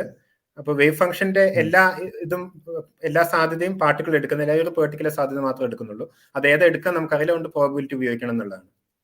അതെ, അപ്പൊ പക്ഷെങ്കിൽ ഡി ബ്രോളി ബോമിലുള്ളത് ഒരു വേവും ഉണ്ട്, ആ ഒരു ഗൈഡിങ് പൈലറ്റ് വേവും ഉണ്ട്, ഒരു പാർട്ടിക്കിളും ഉണ്ട്. അപ്പൊ രണ്ട് എൻറ്റിറ്റീസ് ആണ് ഉള്ളത്. അതെ അതെ. അപ്പൊ നമ്മളെ ചാനൽ കാണുന്ന എല്ലാവർക്കും അറിയാം നമ്മൾ രണ്ട് എൻറ്റിറ്റീസിന് എഗൻസ്റ്റ് ആണെന്നുള്ളത്. ഒന്നിൽ വെച്ച് ഒതുക്കാൻ പറ്റുമെങ്കിൽ ഒന്നിൽ വെച്ച് ഒതുക്കണം. അതെ അതെ. അങ്ങനെ ഒരു വേവ് ഉണ്ട്, അത് ആ പാർട്ടിക്കിളിനെ ഗൈഡ് ചെയ്യുന്നുണ്ട് എന്ന് പറയുമ്പോൾ അത് കുറച്ചുകൂടെ റിയൽ ആയിട്ടുള്ള ഒരു വേവിനെ ഇമാജിൻ ചെയ്യുന്ന പോലെ ഉണ്ട്. അതാണ് നമുക്ക് ഇതിലാണെങ്കിൽ ഈ വേവ് ഇവിടെ തന്നെ ജീവിക്കുന്നത്. പക്ഷെ ഈ വേവ് റിയൽ ആണെന്നല്ല നമ്മൾ പറയുന്നത്. ആക്ച്വലി വേവ് റിയൽ ആണ്. വേവ് എന്ന് പറയുന്നത് ഫിസിക്സ് സിസ്റ്റത്തിന്റെ ഒബ്ജക്റ്റീവ് സ്റ്റേറ്റിനെ റെപ്രസെന്റ് ചെയ്യുന്ന മാത്തമാറ്റിക്കൽ ഒബ്ജക്റ്റ് ആയിട്ടാണ് എടുത്തിരിക്കുന്നത്. അപ്പൊ ബാക്കിയുള്ള ഇന്റർപ്രിട്ടേഷൻസിൽ ആ ഇഷ്യൂ അത്ര പ്രശ്നമല്ല എന്നാണ് എനിക്ക് തോന്നുന്നത്. I might be wrong here. De Broglie Bohm ഞാൻ പണ്ട് വായിച്ചിട്ട് പിന്നെ അത് അത്ര ഡീറ്റെയിൽ ആയിട്ട് വായിച്ചിട്ടില്ല. ഓക്കെ. ആൻഡ് ഈ എനിക്ക് തോന്നി അടുത്ത് നോബൽ പ്രൈസിന്റെ ഒരു ഇഷ്യൂവും കൂടി വന്നിരുന്നു എന്ന് തോന്നുന്നു. എനിക്കും അത്ര ഡീറ്റെയിൽഡ് ആയിട്ട് അറിയില്ല. അതില് ഇപ്പൊ വരുന്ന പ്രശ്നം എന്താന്ന് വെച്ച് കഴിഞ്ഞാൽ ഈ നോബൽ പ്രൈസ് കൊടുത്തത് കാണിക്കുന്നത് എന്താ പറഞ്ഞ യൂണിവേഴ്സ് റിയൽ അല്ല. Quantum mechanics shows universe is not real, consciousness is what creates reality എന്ന് പറഞ്ഞ ആളുകൾ തുടങ്ങിയിട്ടുണ്ട്. അപ്പൊ അതിനോട് എങ്ങനെയായിരിക്കും സെബാസ്റ്റ്യൻ റെസ്പോണ്ട്? അത് തികച്ചും തെറ്റായിട്ടുള്ള ഇതാണ്. ഇപ്പൊ ഈ അങ്ങനെയൊന്നും ആരും പ്രൂവ് ചെയ്തിട്ടില്ല, വെറുതെ പറയുന്നതാണ്. ഈ കോൺഷ്യസ്നെസ് വരുന്ന ഇതുമായിട്ട് ബന്ധപ്പെട്ട് എവിടെയാണ് വരുന്നതെന്ന് പറയാം. ഈ മെഷർമെന്റ് എന്താണെന്ന് ഡിഫൈൻ ചെയ്യുന്ന തിയറി ഇല്ല അന്ന്. ആകെ കോപ്പൻഹേഗൻ ഇന്റർപ്രിട്ടേഷനേ ഉള്ളൂ. അപ്പൊ അക്കാലത്ത് എന്താണ് മെഷർമെന്റ് എന്ന് ആലോചിച്ചപ്പോൾ ആൾക്കാർ യൂജീൻ വിഗ്നർ മുന്നോട്ട് വെച്ച ഒരു ഹൈപ്പോത്തസിസ് ആണ്, ഒരുപക്ഷെ കോൺഷ്യസ് ഒബ്സർവർ ആണല്ലോ മെഷർ ചെയ്യുന്നത്. അപ്പൊ ഈ കോൺഷ്യസ്നെസ് ആയിരിക്കാം ഈ വേവ് ഫംഗ്ഷൻ കൊളാപ്സിന് കാരണം എന്നൊരു ഹൈപ്പോത്തസിസ് ഇദ്ദേഹം മുന്നോട്ട് വയ്ക്കുകയാണ്. കാരണം അന്ന് അവിടെ ഒരു ഗ്യാപ്പ് ഉണ്ട്. അപ്പൊ അതൊരു ഫൈൻ മൂവ് ആണ് അക്കാലത്ത്. കാരണം വേറൊന്നും ഇല്ല നമ്മുടെ കയ്യിൽ. അപ്പൊ അവിടെ കോൺഷ്യസ്നെസ് എന്താണെന്നോ അതിന്റെ ഡെഫിനേഷൻ എന്താണെന്നോ ഒന്നും ആർക്കും അറിയില്ല. ഒരു പ്രോബ്ലത്തിനെ വേറൊരു പ്രോബ്ലം കൊണ്ട് റീപ്ലേസ് ചെയ്തു. പക്ഷെ ഇന്ന് നമുക്ക് അതിനേക്കാളും മെച്ചപ്പെട്ട പോസിബിലിറ്റീസ് ഉണ്ട്. കുറച്ചുകൂടെ എക്സ്പ്ലനേറ്ററി ആയിട്ടുള്ള, കുറച്ചുകൂടെ വെൽ ഡിഫൈൻഡ് ആയിട്ടുള്ള പോസിബിലിറ്റീസ് ഉണ്ട്. അപ്പൊ നിങ്ങൾ ഈ പറഞ്ഞ പോലെ അത് വീണ്ടും ഒരു എക്സ്ട്രാ കമ്മിറ്റ്മെന്റ് ആണല്ലോ. അപ്പൊ നമ്മൾ സീരിയസ് ആയിട്ട് ഇതിനെ കുറിച്ച് ചിന്തിക്കുകയാണെങ്കിൽ നമ്മൾ കൂടുതൽ ക്രീഡൻസ് കൊടുക്കുക ഒന്നുകിൽ ബോമിയൻ ഇന്റർപ്രിട്ടേഷൻ അല്ലെങ്കിൽ മെനി വേൾഡ്സ് ഇന്റർപ്രിട്ടേഷൻ ആണ്. ഇനി ഇതല്ലാതെ വേറെയും ഉണ്ട്. ഞാൻ പറഞ്ഞ പോലെ ഒബ്ജക്റ്റീവ് കൊളാപ്സ് തിയറീസ് ഉണ്ട്. അത് മെഷർമെന്റ് എന്താണെന്ന് ഉള്ളത് ഡിഫൈൻഡ് ആയിട്ടുള്ള ഇഷ്ടംപോലെ പെർഫെക്റ്റ്ലി വർക്കിംഗ് ആയിട്ടുള്ള ഫോർമുലേഷൻസ് ഉണ്ട് ക്വാണ്ടം മെക്കാനിക്സിന്. അപ്പൊ അതുകൊണ്ട് തന്നെ അത് നമ്മൾ എടുക്കേണ്ട ആവശ്യമില്ല. ഇനി ആരെങ്കിലും പറയുകയാണ് അവിടെ കോൺഷ്യസ്നെസ് വെച്ചുള്ള കോൺഷ്യസ്നെസ് ആണ് വേവ് ഫംഗ്ഷൻ കൊളാപ്സ് ചെയ്യുന്നതെന്നൊരു തിയറി മുന്നോട്ട് വയ്ക്കുകയാണെങ്കിൽ അത് okay, you can think like that. പക്ഷേ ഈ ക്വാണ്ടം മെക്കാനിക്സ് നമ്മളിലേക്ക് ഫോഴ്സ് ചെയ്യുന്ന ഒരു കാര്യമല്ല. ആൾക്കാർ ആ രീതിയിലാണ് അതിനെ ഇന്റർപ്രറ്റ് ചെയ്യുന്നത്. Quantum mechanics forces on us that consciousness is important. അങ്ങനെയല്ല. അത് ക്വാണ്ടം മെക്കാനിക്സിന്റെ വളരെ വീക്ക് ആയിട്ടുള്ളതും വളരെ വേഗമായിട്ടുള്ളതും മോശമായിട്ടുള്ള ആ ഒരു ഫോർമുലേഷൻ മാത്രമാണ് അത്. അപ്പൊ ഈ എക്സ്പെരിമെന്റൽ റിസൾട്ട്സ് ഇതാണ് നമ്മളിലേക്ക് ഫോഴ്സ് ചെയ്തതെന്നാണ് ഇവർ പറയുന്നതെന്ന് തോന്നുന്നു. പക്ഷെ അത് തെറ്റാണ്. It doesn't force anything. അപ്പൊ ഈ ഒരു സ്റ്റേറ്റ്മെന്റല്ലോ യൂണിവേഴ്സ് റിയൽ അല്ല, ബേസിക്കലി അത് നോക്കുന്നത് നോൺ ലോക്കൽ റിയലിസം എന്ന് പറയുന്ന ഒരു ഫിനോമിനെ ചാലഞ്ച് ചെയ്ത അല്ലെങ്കിൽ അത് പ്രൂവ് ചെയ്ത സംഭവത്തിനാണ് നോബൽ പ്രൈസ് കിട്ടിയത് എന്നതാണ് നമ്മൾ ആർട്ടിക്കിൾസ് വായിക്കുന്നത്. അപ്പൊ എന്താണ് ഈ നോൺ ലോക്കൽ റിയലിസത്തെ ഡിബങ്ക് ചെയ്തു എന്നതും പിന്നെ യൂണിവേഴ്സ് റിയൽ അല്ല എന്ന് പറയുന്നതും തമ്മിൽ അങ്ങനെയുള്ള സ്റ്റേറ്റ്മെന്റ്സ് ഒക്കെ കാണുമ്പോൾ സെബാസ്റ്റ്യൻ എങ്ങനെയായിരിക്കും റെസ്പോണ്ട് ചെയ്യുന്നത്? അത് കുറച്ച് കുറച്ച് മോശമാണ്. കാരണം യൂണിവേഴ്സ് റിയൽ അല്ല എന്ന് പറഞ്ഞാൽ പിന്നെ എന്തിനെ കുറിച്ച് ഇവർ സംസാരിക്കുന്നത്? എക്സ്പീരിയൻസ് റിയൽ അല്ല, അത് ക്ലിയർ അല്ല. യൂണിവേഴ്സ് റിയൽ എന്ന് പറഞ്ഞ statement you don't even understand that statement. I don't think there is a way to make sense of that statement. അല്ലെ, ഒരു സെൻസിബിൾ ആയിട്ടുള്ള സ്റ്റേറ്റ്മെന്റ് ആയിട്ട് നമുക്ക് പറയാൻ കഴിയില്ല. അങ്ങനെയാണ് പിന്നെ എന്തായി നമ്മൾ പറയുന്നൊക്കെ എന്താണെന്നുള്ള അതിനൊന്നും ഇല്ലല്ലോ. റിയൽ അല്ലെങ്കിൽ പിന്നെ റിയൽ അല്ലാത്ത ലോകത്തെ കുറിച്ചുള്ള നമ്മുടെ എക്സ്പീരിയൻസിനാണോ നമ്മൾ ഈ പറയുന്നത്? അറിയില്ല. അപ്പൊ അത് വേഗമാണ്. പിന്നെ പറയുന്നത് നോൺ ലോക്കൽ. ഈ നോൺ ലോക്കാലിറ്റി എന്ന് പറഞ്ഞ കാര്യം ക്വാണ്ടം മെക്കാനിക്സിന്റെ ബേസിക് ആയിട്ടുള്ളതാണ്. നമ്മൾ ഈ എൻറ്റാങ്കിൾമെന്റ് ആണ് അതിന്റെ കാരണം. ഓക്കെ, അപ്പൊ അതിപ്പോ ഉദാഹരണത്തിന് നമ്മൾ ഇങ്ങനെ ഒരു എൻറ്റാങ്കിൾ സ്റ്റേറ്റ് എടുക്കുകയാണെന്ന് കരുതുക.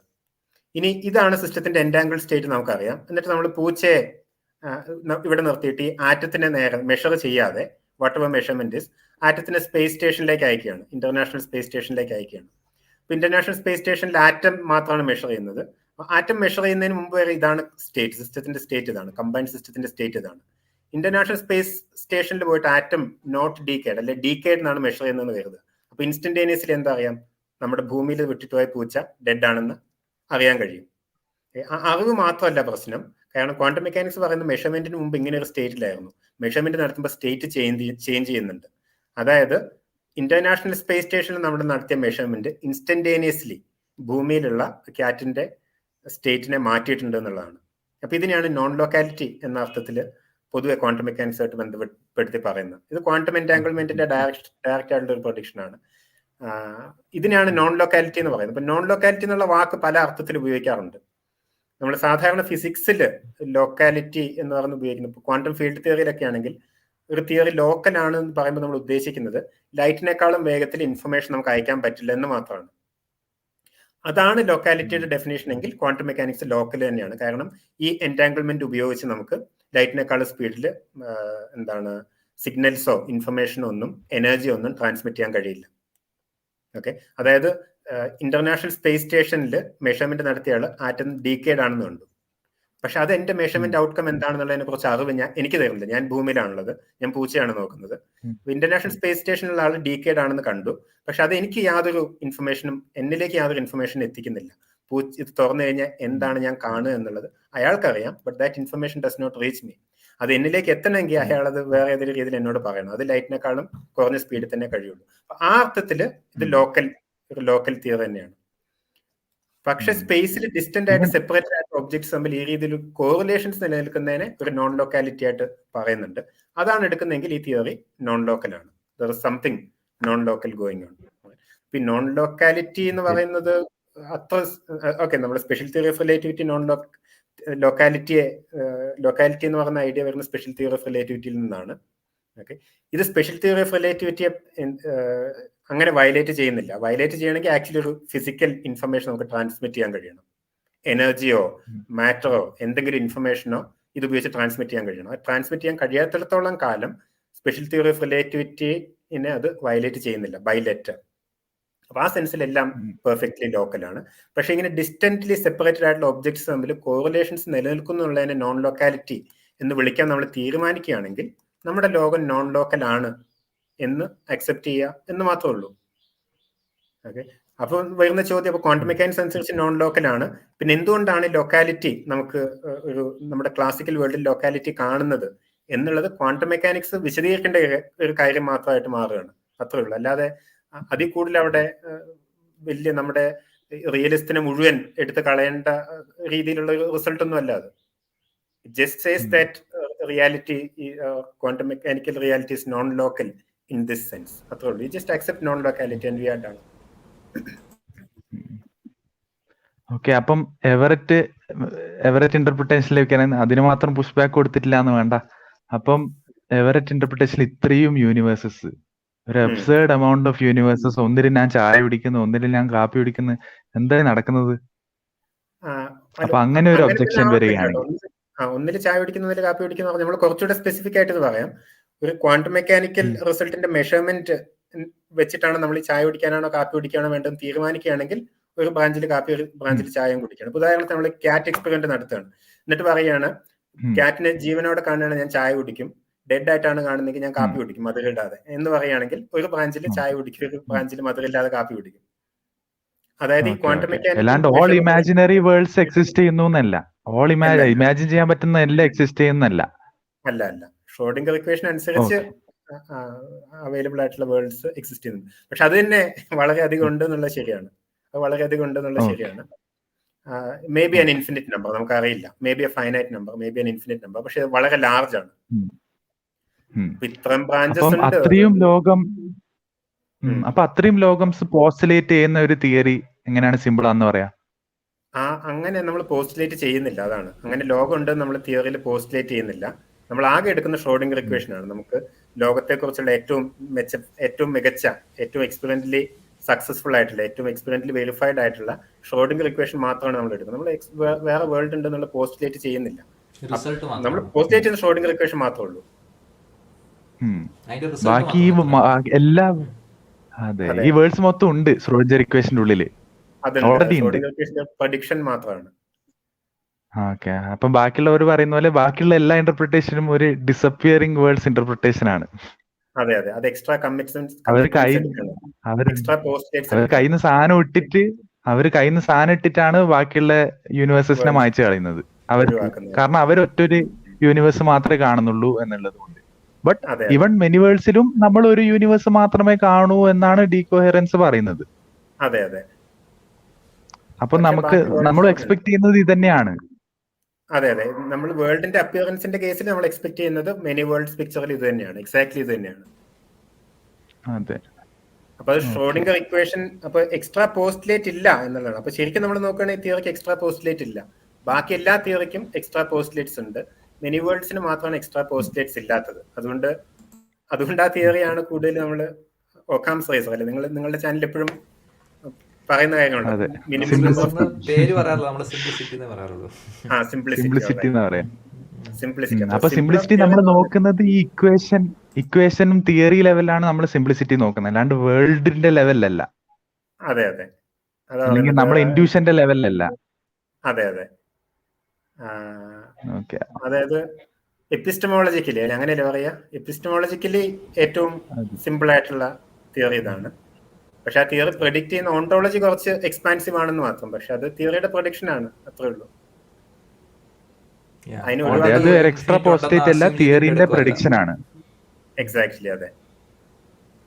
അത് എല്ലാ തിയറിയും പ്രഡിക്റ്റ്, എല്ലാ Not a postulate. അപ്പൊ എക്സ്ട്രാ പോസ്റ്റേറ്റ് ഉപയോഗിച്ച് അതിനെ ഒഴിവാക്കി കളയുന്നു, അതാണ് ചെയ്യുന്നത്. എന്ത് നമ്മൾ ഒഴിവാക്കണം അപ്പം എന്നുള്ളതാണ്, നമ്മളെ കൊണ്ട് കംഫർട്ടബിൾ അല്ല എന്നുള്ളതുകൊണ്ടാണോ? അപ്പൊ നമ്മൾ ഇലക്ട്രോൺ മെനിവേഴ്സ് ഒരു പോസ്റ്റുലേറ്റ് അല്ല, ഒരു പ്രഡിക്ഷൻ ആണ്. ശ്രോഡിഞ്ചർ ഇക്വേഷന്റെ ഒരു പ്രഡിക്ഷൻ ആണ്, അല്ലാണ്ട് ഒരു എക്സ്ട്രാ പോസ്റ്റുലേറ്റ് അല്ല. അല്ല നമ്മൾ ഷ്രോഡിംഗർ ഇക്വേഷനെ മേക്ക് സെൻസിബിൾ ആക്കാൻ വേണ്ടി എക്സ്ട്രാ മെനി വേർഡ്സ് ആഡ് ചെയ്യുന്നതല്ല, ഓൾറെഡി ഷ്രോഡിംഗർ ഇക്വേഷനിലുള്ളത് നമ്മൾ അക്സെപ്റ്റ് ചെയ്യുന്നു എന്നുള്ളതാണ്. ഓൾറെഡി ഇലക്ട്രോൺ എല്ലാ സ്ഥലത്തും ഒരുമിച്ചായിരിക്കുന്ന പോലെയാണ് ബിഹേവ് ചെയ്യുന്നത്, അത് നമ്മൾ അക്സെപ്റ്റ് ചെയ്ത് കഴിഞ്ഞു. അത് കാരണം എക്സ്പീരിയൻസ് നമ്മളിലേക്ക് അത് ഫോഴ്സ് ചെയ്തു. അങ്ങനെയാണ് പിന്നെ ഷ്രോഡിംഗർ ഇക്വേഷൻ പറയുന്ന ബാക്കി കാര്യങ്ങളും കൂടെ അക്സെപ്റ്റ് ചെയ്താൽ പോരെ. അതിപ്പോ അത് അക്സെപ്റ്റ് ചെയ്താലില്ലേ നമ്മുടെ വേൾഡിന്റെ അപ്പിയറൻസ് ഒരേപോലെയാണ്, പിന്നെ അത് ഓക്കെയാണ്. അപ്പൊ ഈ മൂന്ന് ഇന്റർപ്രിട്ടേഷനിലും പറഞ്ഞു ഇതിൽ വേറെ ഇതുള്ളത് ഈ അത് ഞാൻ പറയാം, ആദ്യം ഇത് പറഞ്ഞോളൂ, നമുക്ക് അത് തീർത്തിട്ട് ഇതിലേക്ക് പോകാം. അതെ, അപ്പൊ ഈ മൂന്ന് ഇന്റർപ്രിട്ടേഷനിലും ലോകം കാണാൻ ഇതുപോലെ തന്നെ ആയിരിക്കും, നമ്മള് എക്സ്പീരിയൻസിൽ വ്യത്യാസമൊന്നുമില്ല. ഇല്ല. ഓക്കെ, അപ്പൊ തിയററ്റിക്കൽ സിംപ്ലിസിറ്റി മാത്രമേ നമ്മളിനി നോക്കേണ്ട ആവശ്യമുള്ളൂ. അതെ എക്സാക്ട്ലി. അതിൽ എവററ്റ് ആണ് ബെറ്റർ. ബോംബ് കുറച്ചും കൂടി ഓക്കെ. കോപ്പൻഹേഗൻ കയ്യിന്ന് പോയി. കോപ്പൻഹേഗൻ ശരിക്കും എനിക്ക് തോന്നുന്നു ഫിലോസഫി സർക്കിളിൽ കംപ്ലീറ്റ് ആയിട്ട് അത് ഡിസ്കാർഡ് ചെയ്ത് കഴിഞ്ഞ ഒന്നാണ്. അത് നമ്മളിനി കൊണ്ടു നടക്കേണ്ട ആവശ്യമില്ല എന്നുള്ളതാണ് എനിക്ക് തോന്നുന്നത്. ഇനി ഇതൊന്നും അല്ലാതെ വെൽ ഡിഫൈൻഡ് ആയിട്ടുള്ള തിയറീസ് ഉണ്ട്. നമ്മൾ പറഞ്ഞ ഒബ്ജക്റ്റീവ് കൊളാപ്സ്, ഗ്രാവിറ്റേഷണൽ കൊളാപ്സ്, അതൊക്കെ ഉണ്ട്. അത് ടെസ്റ്റ് ഇപ്പൊ ഒബ്ജക്റ്റീവ് കൊളാപ്സ് ടെസ്റ്റ് ചെയ്യപ്പെടുകയാണെങ്കിൽ ഈ എന്താണ് എവററ്റിയൻ ഇത് ഫോൾസിഫയബിൾ ആണ് ആ സെൻസിൽ. ഓക്കെ, അപ്പൊ മെനിവേഴ്സിനെക്കാട്ടും ബെറ്റർ തിയറി ആവാനുള്ള സ്കോപ്പ് ഉണ്ട്. അതിൽ എക്സ്ട്രാ കമ്മിറ്റ്മെന്റ്സ് ഉണ്ട്. ഓക്കെ, ബട്ട് എക്സ്പെരിമെന്റലി പ്രൂവ് ആയാൽ എങ്ങനെ എക്സ്പെരിമെന്റലി എവിഡൻസ് കിട്ടിക്കഴിഞ്ഞാൽ ഒരു ബെറ്റർ ഇതാവാൻ. ഇപ്പൊ ഒബ്ജക്റ്റീവ് കൊളാപ്സ് എന്ന് പറയുന്നത് ഷ്രോഡിംഗർ ഇക്വേഷൻ അനുസരിച്ച് ഇവോൾവ് ചെയ്യും, പക്ഷെ ഇടയ്ക്ക് പെട്ടെന്ന് കൊളാപ്സ് ആകുന്നുള്ളതാണ് ഓട്ടോമാറ്റിക് ആയിട്ട്. അതാണ് ബേസിക് ആയിട്ടുള്ള ഐഡിയ, റാൻഡം ആയിട്ട് കൊളാപ്സ് ചെയ്യുന്നുള്ളതാണ്. ഓക്കെ, അതായത് ഒരു എക്സ്ട്രാ റൂൾ ആഡ് ചെയ്തു. പക്ഷെ ഷ്രോഡിംഗർ ഇക്വേഷൻ അനുസരിച്ച് അല്ലാതെ വേറെ രീതിയിൽ ഇവല്യൂഷൻ നടക്കുന്നുണ്ട് നമ്മൾ പ്രൂവ് ചെയ്യുകയാണെങ്കിൽ, ഇപ്പോൾ ഉദാഹരണത്തിന് GRW ഫോർമുലേഷൻ, GRW തിയറി ഉണ്ട്, ഗിറാർഡി റിമിനി വെബർ എന്ന് പറഞ്ഞാൽ അവർ പറഞ്ഞ ഒബ്ജക്റ്റീവ്ലി വേവ് ഫംഗ്ഷൻ കൊളാപ്സ് ആകുന്നുള്ളതാണ്. അങ്ങനെ കൊളാപ്സ് ആകുന്നുണ്ടെങ്കിൽ അത് നമുക്ക് ടെസ്റ്റ് ചെയ്യാവുന്ന കാര്യമാണ്, വേവ് ഫംഗ്ഷൻ ഒബ്ജക്റ്റീവ്ലി കൊളാപ്സ് ആകുന്നുണ്ടോ എന്നുള്ളത്. ഓക്കെ, അത് അങ്ങനെ ടെസ്റ്റ് ചെയ്ത് കഴിയുകയാണെങ്കിൽ ഗിറാർഡി റിമിനി വെബർ തിയറി ശരിയാണെന്ന് വരും. അങ്ങനെയാണെങ്കിൽ നമുക്ക് എവററ്റിയൻ ക്വാണ്ടം മെക്കാനിക്സിനെ ഒഴിവാക്കാം. ആ രീതി പറയുകയാണെങ്കിൽ എവററ്റിയൻ ക്വാണ്ടം മെക്കാനിക്സ് ഫോൾസിഫയബിളും കൂടിയാണ്. It's also falsifiable. കാരണം എവററ്റിയൻ ക്വാണ്ടം മെക്കാനിക്സ് പറയുന്നത്, അല്ലെ മെനി വേൾഡ്സ് പറയുന്നത് ഷ്രോഡിംഗർ ഇക്വേഷൻ അനുസരിച്ച് മാത്രമേ ഇവോൾവ് ചെയ്യുള്ളൂ എന്നാണ്. വേറെ ഏതെങ്കിലും രീതിയിലുള്ള ഇവല്യൂഷൻ ഉണ്ടെന്ന് പറയുകയാണെങ്കിൽ we have falsified this theory. അപ്പൊ ഇത് ഫോൾസിഫയബിളും കൂടെയാണ്. It's an extra mark for Everettian quantum mechanics. Okay, എനിക്ക് ഏറ്റവും മാത്രം ഉണ്ടായിരുന്നു. അപ്പൊ നമ്മള് എല്ലാം കണ്ടു. നമ്മൾ സ്റ്റാർട്ട് ചെയ്തത് ക്വാണ്ടം മെക്കാനിക്സ് എന്താണെന്ന് നോക്കി, ഷ്രോഡിഞ്ചർ ഇക്വേഷൻ നോക്കി, പിന്നെ ഡീകോഹെറൻസ് കണ്ടു, പിന്നെ 3 ഇന്റർപ്രിട്ടേഷൻ നോക്കി, എല്ലാത്തിന്റെയും പ്രോസും കോൺസും നോക്കി, ലാസ്റ്റ് നമ്മൾ ഇവിടം വരെ എത്തി. എന്തെങ്കിലും ആഡ് ചെയ്യാനുണ്ടോ സെബാസ്റ്റിന്?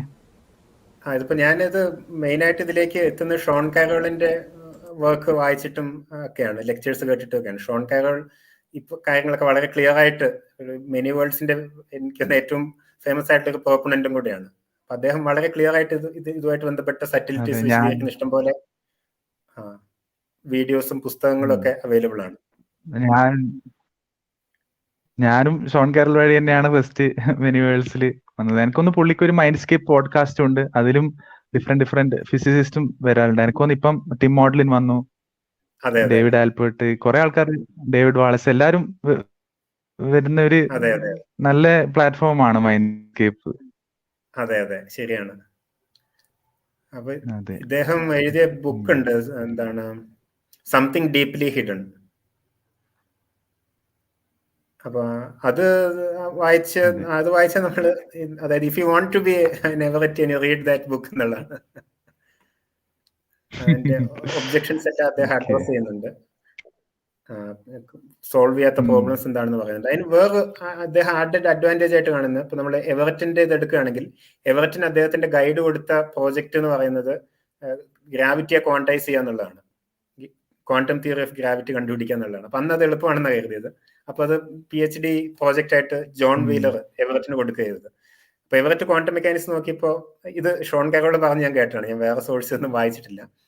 അപ്പൊ എവററ്റ് നോക്കിയപ്പോൾ ക്വാണ്ടം മെക്കാനിക്സിൽ ഓൾറെഡി ഒരു പ്രോബ്ലം ഉണ്ട്. അപ്പൊ അതിനെ ക്വാണ്ടൈസ് ചെയ്യണമെങ്കിൽ ആദ്യം ക്വാണ്ടം മെക്കാനിക്സ് എന്താണെന്നുള്ളത് ക്ലിയർ ആയിട്ട് ഫോർമുലേറ്റ് ചെയ്യണം എന്നുള്ളതാണ്. അപ്പൊ ഈ ഫോർമുലേസ് ഈ രീതിയിൽ ക്വാണ്ടം മെക്കാനിക്സിനെ എടുക്കുകയാണെങ്കിൽ അടുത്ത സ്റ്റെപ്പ് ക്വാണ്ടം തിയറി നമുക്ക് ഗ്രാവിറ്റിയെ ക്വാണ്ടൈസ് ചെയ്യുക എന്നുള്ളതാണ്. ഗ്രാവിറ്റിയെ ക്വാണ്ടൈസ് ചെയ്യുക എന്ന് പറഞ്ഞൊരു പ്രശ്നമാണ് ഇന്നും നമുക്ക് മുഴുവനായിട്ട് ചെയ്യുക. അതായത് we don't have A quantum theory of gravity. നമുക്ക് ഗ്രാവിറ്റിയെ കുറിച്ചുള്ള അവൈലബിൾ ആയിട്ടുള്ള ഏറ്റവും നല്ല തിയറി, ഏറ്റവും സക്സസ്ഫുൾ ആയിട്ടുള്ളതും ഇന്ന് വരെ യാതൊരു എക്സ്പെരിമെന്റലി ഫോൾസിഫൈ ചെയ്യപ്പെട്ടിട്ടില്ലാത്ത തിയറിയാണ് general theory of relativity. Okay, general theory of relativity ഒരു ക്ലാസിക്കൽ തിയറിയാണ്, നമുക്കൊരു ക്വാണ്ടം തിയറി ഓഫ് ഗ്രാവിറ്റി ഇല്ല. അപ്പൊ ഷോൺ കാരോളിന്റെ റിസർച്ച് ടീം മുന്നോട്ട് വയ്ക്കുന്ന ഐഡിയ, നമ്മൾ എവററ്റിയൻ ക്വാണ്ടം മെക്കാനിക്സ് എടുക്കുകയാണെങ്കിൽ അതിൽ നിന്ന് നമുക്ക് ഗ്രാവിറ്റിയുടെ ക്വാണ്ടം തിയറി അല്ലെ ഗ്രാവിറ്റി അതിൽ നിന്ന് ഡിറൈവ് ചെയ്തെടുക്കുക എന്നുള്ളതാണ്.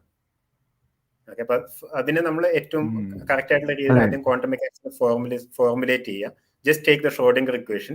ആൻഡ് അവരുടെ പ്രോജക്റ്റ് എന്ന് പറയുന്നത് ഷ്രോഡിംഗർ ഇക്വേഷനിൽ നിന്ന് സ്പേസ് ടൈം ഒബേ ചെയ്യുന്ന ഇക്വേഷൻസ്, ഐൻസ്റ്റൈൻസ് ഇക്വേഷൻസ് പറയും, അത് ഡിറൈവ് ചെയ്തെടുക്കുക എന്നുള്ളതാണ്. ഓക്കെ, അപ്പൊ അത് ഏറെക്കുറെ എന്ന് വെച്ചാൽ അത് ബിഗിനിങ് സ്റ്റേജസിലാണ്, but they have some success based on different many assumptions and all that. അപ്പൊ അത് ഫെയിൽ ആവുമോ ഇല്ലയോ എന്ന് അറിയില്ല. അപ്പൊ അത് ഇത് പ്യൂർലി ഒരു ഫിലോസോഫിക്കൽ ഇൻട്രസ്റ്റ് മാത്രമല്ല എന്ന് പറയാണ്. It may have consequences to understanding gravity എന്നുള്ളതാണ്. അപ്പൊ അതുകൊണ്ട് ഈ ഒരു ഫോർമുലിസം കൂടുതൽ ആൾക്കാർ ശ്രദ്ധിച്ചു തുടങ്ങിയിട്ടുള്ളതാണ്. ഞാൻ കേട്ടിട്ടുള്ളത് ബാക്കി എല്ലാരും ഗ്രാവിറ്റി എടുത്ത് ക്വാണ്ടൈസ് ചെയ്യാൻ നോക്കുന്നു, പക്ഷേങ്കില് ഷോൺ കാരല് ക്വാണ്ടം മെക്കാനിക്സ് ഗ്രാവിറ്റി പുറത്തേക്ക് എടുക്കാൻ നോക്കുന്നു, ആ ഡയറക്ഷൻ റിവേഴ്സ് ചെയ്തു എന്നുള്ള. എക്സാക്ട്ലി, അതെ അതെ. ബാക്കി എല്ലാ ഫോഴ്സസിന്റെ കാര്യത്തിൽ ആ മെത്തേഡ് വർക്ക് ചെയ്തിട്ടുണ്ട്. നമ്മൾ ക്ലാസിക്കൽ തിയറി എടുത്തിട്ട് അതിനെ ക്വാണ്ടൈസ് ചെയ്യാൻ ചില റൂൾസ് ഉണ്ട്. പക്ഷെ നേച്ചറിൽ ഒരിക്കലും അങ്ങനെയല്ല സംഭവിക്കുന്നതാണ് ഷോൺ കാരോൾ. ശരിയാണ്, നമ്മൾ നേച്ചറിൽ ആദ്യം ക്ലാസിക്കൽ വേൾഡ് ഉണ്ടായിട്ട് അതിൽ നിന്ന് ക്വാണ്ടം വേൾഡ് ഉണ്ടാവില്ലേ. We have quantum mechanical rules, അതിന്റെ ഒരു അപ്രോക്സിമേഷൻ ആയിട്ട് ക്ലാസിക്കൽ മെക്കാനിക്കൽ ബിഹേവിയർ വരികയാണ് ചെയ്യുന്നത്. അപ്പൊ ആ രീതിയിൽ നോക്കുകയാണെങ്കിൽ ഗ്രാവിറ്റി ക്വാണ്ടൈസ് ചെയ്യാൻ, ആ രീതിയിൽ നോക്കുന്നതാണ് ഗ്രാവിറ്റി ക്വാണ്ടൈസ് ചെയ്യാനുള്ള ഒരു മെച്ചപ്പെട്ടാണ് ഷോൺ കാരോൾ പറയുന്നത്. അവരത് റിസർച്ച് ഓൺ ഗോയിങ് ആണെന്നാണ് ഞാൻ മനസ്സിലാക്കുന്നത്. ഒരു ഫൈനൽ ഒബ്ജക്ഷനും കൂടി, അതെ, ഒരു ഫൈനൽ ഒബ്ജക്ഷനും കൂടി ഒരു 2 minutesൽ അഡ്രസ് ചെയ്തിട്ട് നമുക്ക് എൻഡ് ചെയ്യാം. അപ്പം മെനി വേൾഡ്സ് ഇങ്ങനെ ബ്രാഞ്ചസ് ഔട്ട് ചെയ്യുകയാണെങ്കിൽ എനർജി കൺസേർവ്ഡ് ആണോ? ഇപ്പൊ ഡബിൾ ആവുമ്പോ എനർജി ഡബിൾ ആവുന്നില്ലേ? യൂണിവേഴ്സ് സ്പ്ലിറ്റ് ആവുമ്പോ അതെങ്ങനെയാ ഡീൽ ചെയ്യുന്നത്? എനർജി കൺസർവേഷൻ ക്വാണ്ടം മെക്കാനിക്സിൽ കുറച്ച് ട്രിക്കിയാണ്. അപ്പൊ എനർജി കൺസേർവ്ഡ് ആകുന്നില്ല നിങ്ങൾ പറയുകയാണെങ്കിൽ ക്വാണ്ടം മെക്കാനിക്സിന്റെ ഒരു ഫോർമുലേഷനിലും എനർജി കൺസേർവ്ഡ് അല്ല. ഓക്കെ, അപ്പൊ എനർജി കൺസർവേഷൻ സാറ്റിസ്ഫാക്ടറിലി ഫോർമുലേറ്റ് ചെയ്യാൻ കഴിയുന്ന ആകെ ഫോർമുലേഷൻ എന്ന് പറയുന്നത് മെനി വേൾഡ്സ് ഇന്റർപ്രിറ്റേഷൻ ആണ്. ഓക്കെ, അത് അതിന്റെ ഒരു പ്ലസ് ആണ്. അതായത് സാറ്റിസ്ഫാക്ടറിലി എനർജി കൺസർവേഷൻ എന്ന് പറഞ്ഞ സാധനം നമുക്ക് ഫോർമുലേറ്റ് ചെയ്യാൻ പറ്റുന്നത് മെനി വേൾഡ്സ് പിക്ചറിൽ മാത്രമാണ്. അപ്പൊ നമ്മൾ എനർജി കൺസർവേഷൻ ഇക്വേഷൻ കുറച്ച് ഡിഫറൻസ് ഉണ്ട് എന്ന് മാത്രം. അതായത് ഈ വേവ് ഫംഗ്ഷനിൽ നമ്മൾ ഈ പറഞ്ഞ ബ്രാഞ്ചസ് മാത്രമല്ല, ഓരോ ബ്രാഞ്ചിന് ഒരു കോഎഫിഷ്യന്റും കൂടെ ഉണ്ട്. അപ്പൊ ചില സ്ഥലത്ത് ഞാനത് എഴുതിയിട്ടുണ്ടായിരുന്നു. ശരിക്കും ഈ ബ്രാഞ്ച് മാത്രമല്ല, ഈ ബ്രാഞ്ചിന് നമുക്കൊരു കോഎഫിഷ്യന്റും കൂടെ ഉണ്ട്, ഒരു വെയിറ്റ് ഉണ്ട്. അതും ഷ്രോഡിംഗർ ഇക്വേഷൻ പ്രൊഡിക്ട് ചെയ്യുന്ന ഒരു ഇതാണ്. ഈ വെയിറ്റ് ആണ് ശരിക്കും നമ്മൾ പ്രോബിലിറ്റി, വെയിറ്റിൽ നിന്നാണ് നമ്മൾ പ്രോബിലിറ്റി കാൽക്കുലേറ്റ് ചെയ്യുന്നത്. അതായത് എല്ലാ ബ്രാഞ്ചസും ഒരേ രീതിയിലല്ല ക്രിയേറ്റ് ചെയ്യുന്നത്, എല്ലാ ബ്രാഞ്ചിന്റെയും വെയിറ്റ് ഒരുപോലെയല്ല, അല്ലെങ്കിൽ ഷോൺ കാരോൾ ഉപയോഗിക്കുന്ന എനിക്ക് എല്ലാ ബ്രാഞ്ചിന്റെയും തിക്നെസ് ഒരുപോലെ അല്ല എന്നുള്ളതാണ്. ഓക്കെ, അപ്പൊ അങ്ങനെ നോക്കുകയാണെങ്കിൽ ആ രീതിയിൽ നമുക്ക് എനർജി കൺസർവേഷൻ എന്ന് പറയുന്നത് ഹാമിൽട്ടോണിയൻ എന്ന് പറഞ്ഞൊരു ഓപ്പറേറ്റർ ഉണ്ട് ആക്ച്വലി അതിന്റെ മാത്തമാറ്റിക്കൽ ഏരിയയിലേക്ക് പോവുകയാണെങ്കിൽ അതിന്റെ ആവറേജ് വാല്യൂ അല്ലെങ്കിൽ എക്സ്പെക്ടേഷൻ വാല്യൂ എന്ന് പറയും. എക്സ്പെക്ടേഷൻ വാല്യൂ ആയിട്ട് അത് കൺസർവ്ഡ് ആണ് നമ്മൾ പറയുകയാണെങ്കിൽ ആ കൺസർവേഷൻ വർക്ക് ചെയ്യുന്ന ആകെ ഒരു ഫോർമുലേഷൻ മെനി വേൾഡ്സ് ഇന്റർപ്രിറ്റേഷൻ മാത്രമാണ്. ക്വാണ്ടം മെക്കാനിക്സ് ആയിട്ട് ബന്ധപ്പെട്ട ഒരു എനർജി കൺസർവേഷൻ ഇത് ഫോർമുലേറ്റ് ചെയ്യാം. ഈ വേവ് ഫംഗ്ഷൻ കൊളാപ്സ് ഉള്ളപ്പോൾ അത് പറ്റില്ല. ഓക്കെ, അതിനെക്കുറിച്ച് നമുക്ക് സെൻസിബിൾ ആയിട്ടുള്ള ഒരു കാര്യം പറയാൻ പറ്റില്ല. അതായത് മെനി വേൾഡ്സിൽ പറയൂ, നമ്മൾ ഈ ബ്രാൻഡ് എടുത്തിട്ട് അതിന്റെ മോം എനർജി മൾട്ടിപ്ലൈഡ് ബൈ അതിന്റെ തിക്നെസ് അതെപ്പോഴും ആഡ് ചെയ്താൽ കൺസർവ്ഡ് ആണ്, ആ രീതിയിലാണോ? അത് കൺസർവ്ഡ്. ഓക്കെ, അപ്പൊ ബ്രാഞ്ചിന്റെ എനർജി ഇൻടു തിക്നെസ് പ്ലസ് എല്ലാം അത് മൊത്തം ആഡ് ചെയ്താൽ ഓക്കെ ഓക്കെ ബാക്കിയുള്ള കൊളാപ്സിംഗ് സാധനങ്ങൾക്കെല്ലാം അവിടെ എന്തെങ്കിലും ആയിട്ട് വീഴ്ച വരും. അതെ അതെ അതെ. ഓക്കെ, അപ്പൊ അത് നമ്മളിങ്ങനെ റെപ്രസെന്റ് ചെയ്യുന്ന ഇനീഷ്യലി ഇത് തിക്കാണ്, പക്ഷെ ബ്രാഞ്ച് ചെയ്യുമ്പോൾ ഓരോ ബ്രാഞ്ചിന്റെ തിക്നെസ് ഡിഫറെന്റ് ഉണ്ട്. എല്ലാ ബ്രാഞ്ചിനും ഒരേ തിക്നെസ് അല്ലേ ഉള്ളത്, ചില ബ്രാഞ്ച് കൂടുതൽ തിക്കായിരിക്കും. അപ്പൊ ഈ തിക്നെസ് എന്നുള്ള കാര്യം ഈ രീതിയിൽ ഡിഫൈൻ ചെയ്യുന്നത്. അപ്പൊ ഈ തിക്നെസ് എല്ലാം കൂടെ ആഡ് ചെയ്യണം നമുക്ക് ആദ്യത്തെ തിക്നെസ് കിട്ടും. അപ്പൊ എനർജി കൺസർവ്ഡ് തന്നെയാണ്, പക്ഷെ നമ്മൾ അറിയുന്നില്ല, കാരണം എല്ലാം തിന്നാവുന്നുണ്ട്, നമ്മളത് നമ്മുടെ വേൾഡിൽ അത് തിരിച്ചറിയുന്നില്ല എന്നുള്ളതാണ്. അപ്പൊ എനർജി ബ്രാഞ്ചിന്റെ ഉള്ളിൽ നിന്നിട്ട് അതിന്റെ തിക്നെസ് മനസ്സിലാക്കാൻ പറ്റൂല. അതെ, പറ്റില്ല, അത് തന്നെ. അപ്പൊ എനർജി കൺസർവേഷൻ ഒരു പ്രശ്നമാണെങ്കിൽ അത് ഇത് എന്താണ് ക്വാണ്ടം മെക്കാനിക്സിന്റെ എല്ലാ ഇന്റർപ്രിറ്റേഷന്റെ ഒരു പ്രശ്നമാണ്, ഇതിന്റെ മാത്രമല്ല. ഇനി മെനി വേൾഡ്സ് ഇന്റർപ്രിറ്റേഷന്റെ ഒരു അഡ്വാൻറ്റേജ് എന്ന് പറഞ്ഞാൽ we can really formulate energy conservation in a sensible way എന്നുള്ളതാണ്. ഒബ്ജെക്ഷൻസ് ഉണ്ട്, നമ്മൾ ഒബ്ജെക്ഷൻസ് ഒന്നും ഇല്ല എന്നല്ല പറയുന്നത്, മുഴുവൻ വർക്ക്ഡ് ഔട്ട് അല്ല, there are some things to be worked out, അത് ആൾക്കാർ ചെയ്യുന്നുണ്ട്. പക്ഷെ ഇറ്റ് സീംസ് വെരി ഹോപ്പ്ഫുൾ എന്ന് പറയുന്നത്. ഈ ക്വാണ്ടം മെക്കാനിക്സ് അതായത് കേൾക്കുമ്പോൾ എനിക്ക് ഭയങ്കര കൺഫ്യൂസിങ് ആണ്, എനിക്കാണെങ്കിൽ ഒന്നും മനസ്സിലാവുന്നുണ്ട് ഇത് വേവ് ഫംഗ്ഷൻ കൊള്ളാം. അപ്പം അറ്റ്ലീസ്റ്റ് ഈ ഒരു സെഷൻ എനിക്കൊന്ന് ഒരുപാട് ശ്രദ്ധിച്ചിരുന്ന, ഞാൻ കുറച്ച് ഡീറ്റെയിൽസ് പോകുന്നുണ്ടെങ്കിലും ഇത് ശ്രദ്ധിച്ചിരുന്ന ഞാൻ കുറേ കാര്യങ്ങൾ ക്ലിയർ ആയിട്ട് മനസ്സിലാകും. അറ്റ്ലീസ്റ്റ് ഒരു ലെവൽ 100 നിന്നൊരു ലെവൽ 200ലേക്കെങ്കിലും ഒരു ചെറിയ ഒരു കാൽവെപ്പൊക്കെ ഒരു കോൺഫിഡൻസ് ആളുകൾക്ക് കിട്ടാൻ പറ്റുന്ന ഒരു സെഷനായിട്ടാണ് എനിക്ക് തോന്നിയിട്ടുള്ളത്. കാരണം ഇത് ഭയങ്കര ഒരു ട്രിക്കി സബ്ജക്റ്റാണ്. ഇത്ര എഫേർട്ട് ചെയ്ത് ഒരു ഇത്രയും എന്താ പറയുന്നത് കാര്യങ്ങൾ എക്സ്പ്ലെയിൻ ചെയ്യാൻ സെബാസ്റ്റ്യൻ വന്നതിന് താങ്ക്സ്. അതാണ് എനിക്ക് പറയാനുണ്ടായിരുന്നത്. ഇനി ജി മെമ്പർ ഇല്ല, എനിക്കും അത്രേ പറയാനുള്ളൂ. Thank you Sebastian four doing this. Okay, അപ്പോൾ ഇനി സെബാസ്റ്റ്യന്റെ ഫ്യൂച്ചർ പ്ലാൻസ് എന്തൊക്കെയാണ്? പ്രത്യേകിച്ച് ഫ്യൂച്ചർ പ്ലാൻസ് ഇല്ല, ഷ്രോഡിംഗർ ഇക്വേഷൻ അനുസരിച്ച് ഇങ്ങനെ ഇവോൾവ് ചെയ്ത് പോകാനുള്ള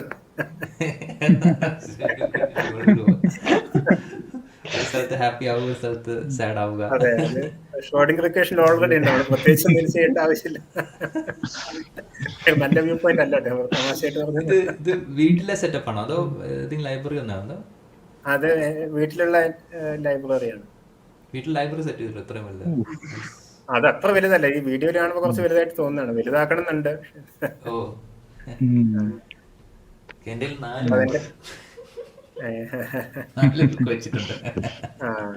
എന്റെ ഒരു കളക്ഷൻ ആണ് കൂടുതലും. പിന്നെ എല്ലാ ബുക്സും ഇവിടെയാണ് വെച്ചിരിക്കുന്നത് എല്ലാവരുടെയും. അപ്പൊ ഫിസിക്സ് ബുക്സ് മാത്രമാണോ അതോ?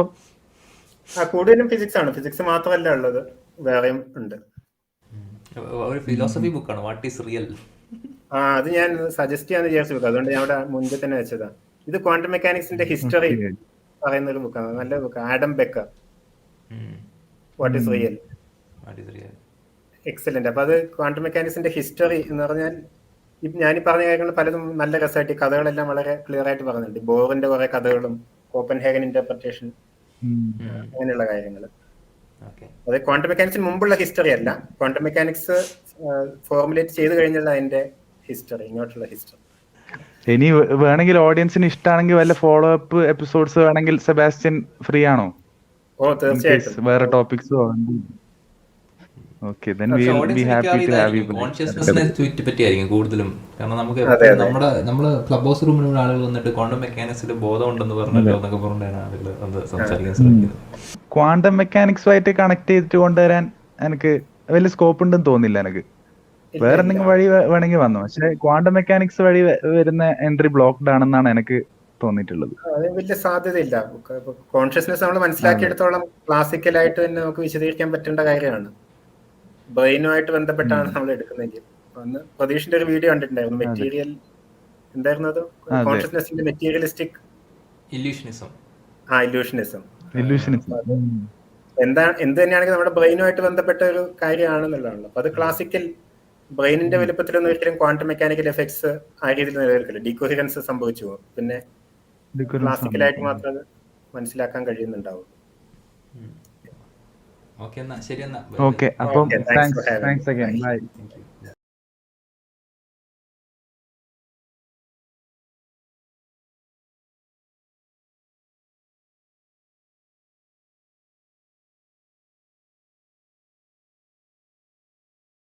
ഞാൻ ഇതിൽ വന്ന ഒരു ബ്ലാങ്ക്, ഐ മീൻ ഇപ്പം ഞങ്ങളുടെ ഗ്രൂപ്പിൽ കുറച്ചെങ്കിലും ക്വാണ്ടം മെക്കാനിക്സ് പറയുന്ന സീമാനാണ്. ഞാൻ ക്വാണ്ടം മെക്കാനിക്സ് പറയുമ്പോൾ ഞാൻ മാറി നിൽക്കുന്നത്, എന്നോടൊന്നും പറയണ്ട, എനിക്കിതൊന്നും അറിയില്ല. പക്ഷെ എനിക്കിത് ഇന്നത്തെ ഒരു സെഷൻ നോക്കുമ്പോൾ എനിക്ക് കുറെ കാര്യങ്ങൾ മനസ്സിലായി. ഇങ്ങനെയൊക്കെയാണ്, എന്താണ് ഇന്റർപ്രിട്ടേഷൻ, എന്താണ് മെഷർമെന്റ് പ്രോബ്ലം, എൻടാങ്കിൾ, ഇങ്ങനെയൊക്കെ കുറെ അവിടെ ഇവിടെയൊക്കെ കേട്ടിട്ടുണ്ടെന്നല്ലാതെ എനിക്ക് ഒരു ക്ലാരിറ്റി കിട്ടിയിട്ടുണ്ട്. ഇനി ഇൻട്രസ്റ്റ് എനിക്കൊന്ന് ഓഡിയൻസിനും ഇതുപോലെ തന്നെ ആയിരിക്കും. അതെ, ക്ലാസ് എടുക്കുമ്പോൾ എപ്പോഴും ഉള്ള ഒരു സംശയം, കുട്ടികൾ ഇത് ഫോളോ ചെയ്യുന്നുണ്ട്. അപ്പൊ ക്ലാസ് എടുക്കുമ്പോൾ ഇങ്ങനത്തെ കഥകൾ നമുക്ക് പറയാൻ സമയം കിട്ടാറില്ല. പക്ഷെ എന്നാലും ഏകദേശം എക്സ്പ്ലനേഷൻസ് കൊടുക്കുമ്പോൾ കുട്ടികൾക്ക് മനസ്സിലാവുന്നുണ്ടോ എപ്പോഴും ഒരു സംശയമാണ്. കുറച്ച് മനസ്സിലായെന്ന് പറയുമ്പോൾ സന്തോഷമുണ്ട്. എനിക്ക് മനസ്സിലായിട്ടുണ്ട്. ഞാൻ അറ്റ്ലീസ്റ്റ് ഞാൻ എല്ലായിടത്തോട് ഞാൻ ക്വാണ്ടം മെക്കാനിക്സ് കുറച്ചൊക്കെ ഞാൻ പറയാന്ന് പറയും. ഞാൻ പോയി മുടി. ശരി, എന്നാ പോയി. ശരി, ഇപ്പൊ താങ്ക്സ് അഗൈൻ. നെക്സ്റ്റ് വേറെ ടോപ്പിക്സിന് വീണ്ടും കാണാം. തീർച്ചയായിട്ടും. ഓക്കെ.